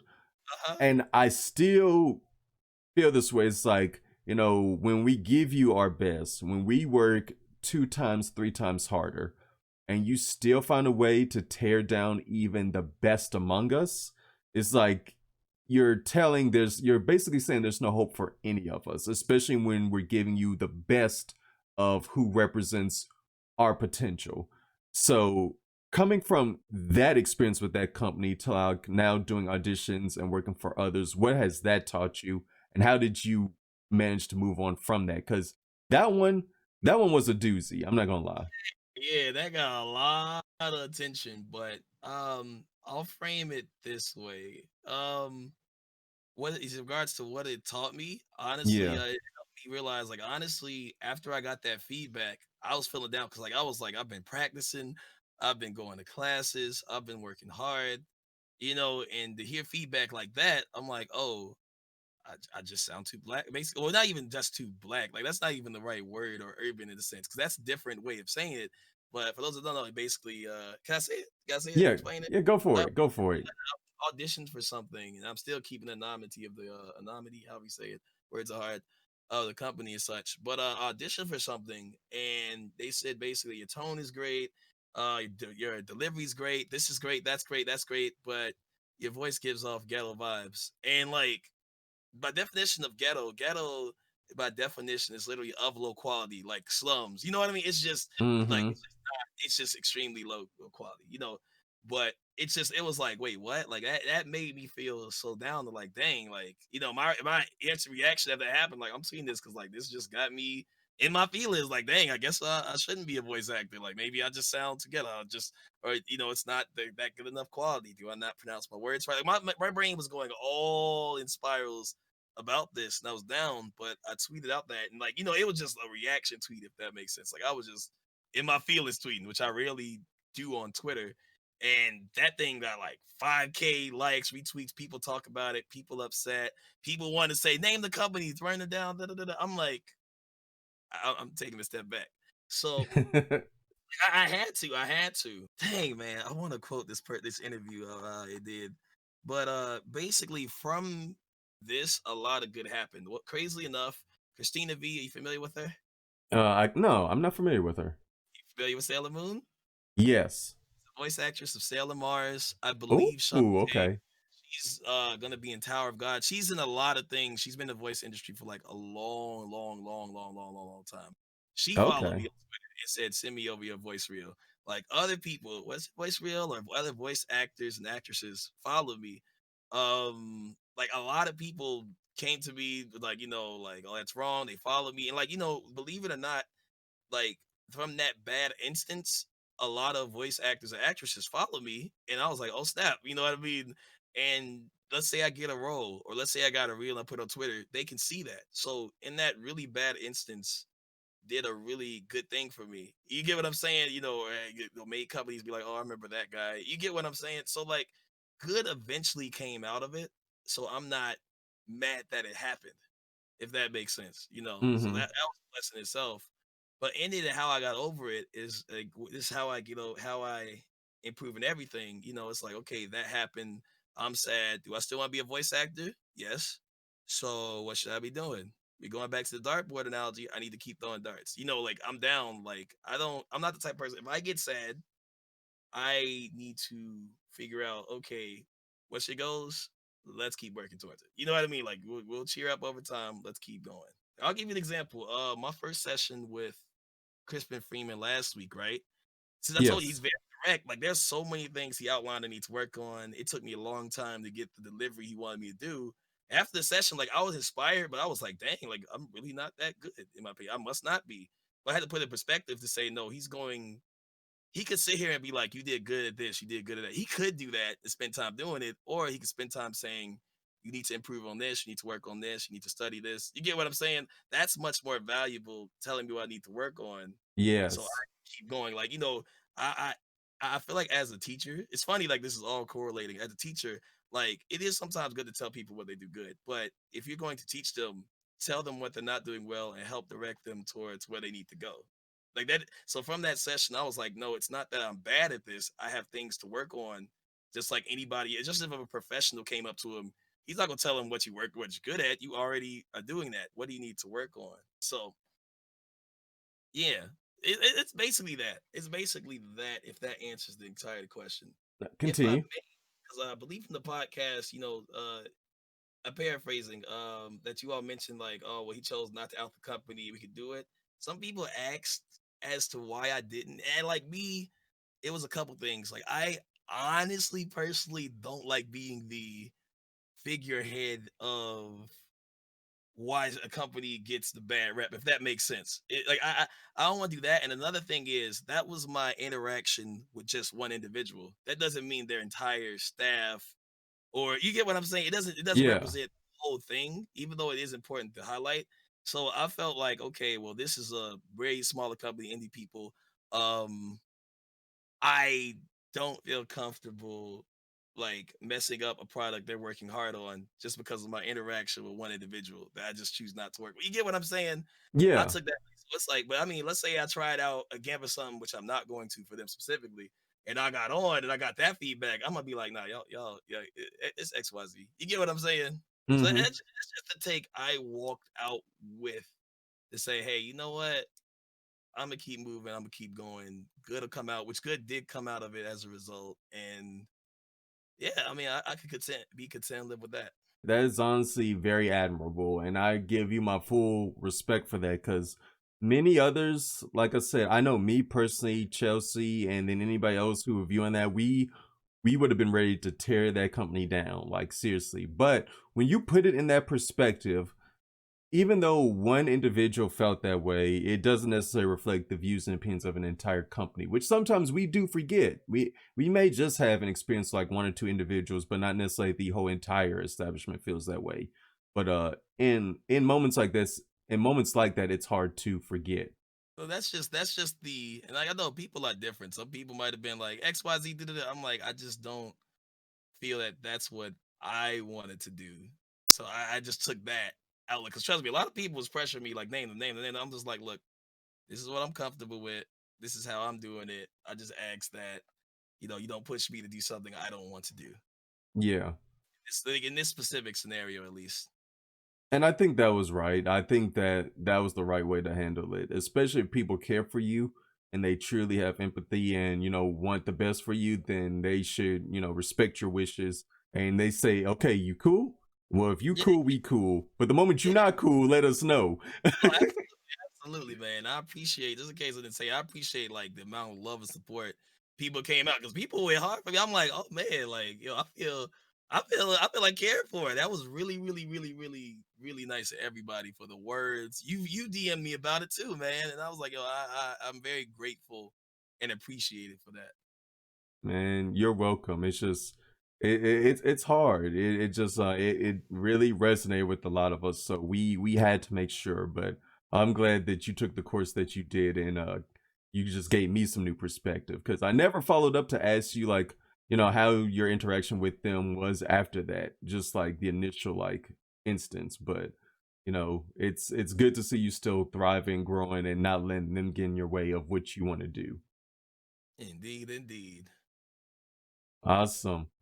Well, man, now comes that time of the interview where I always like to ask the interviewee to appoint two more people to get up on this stage and share their story.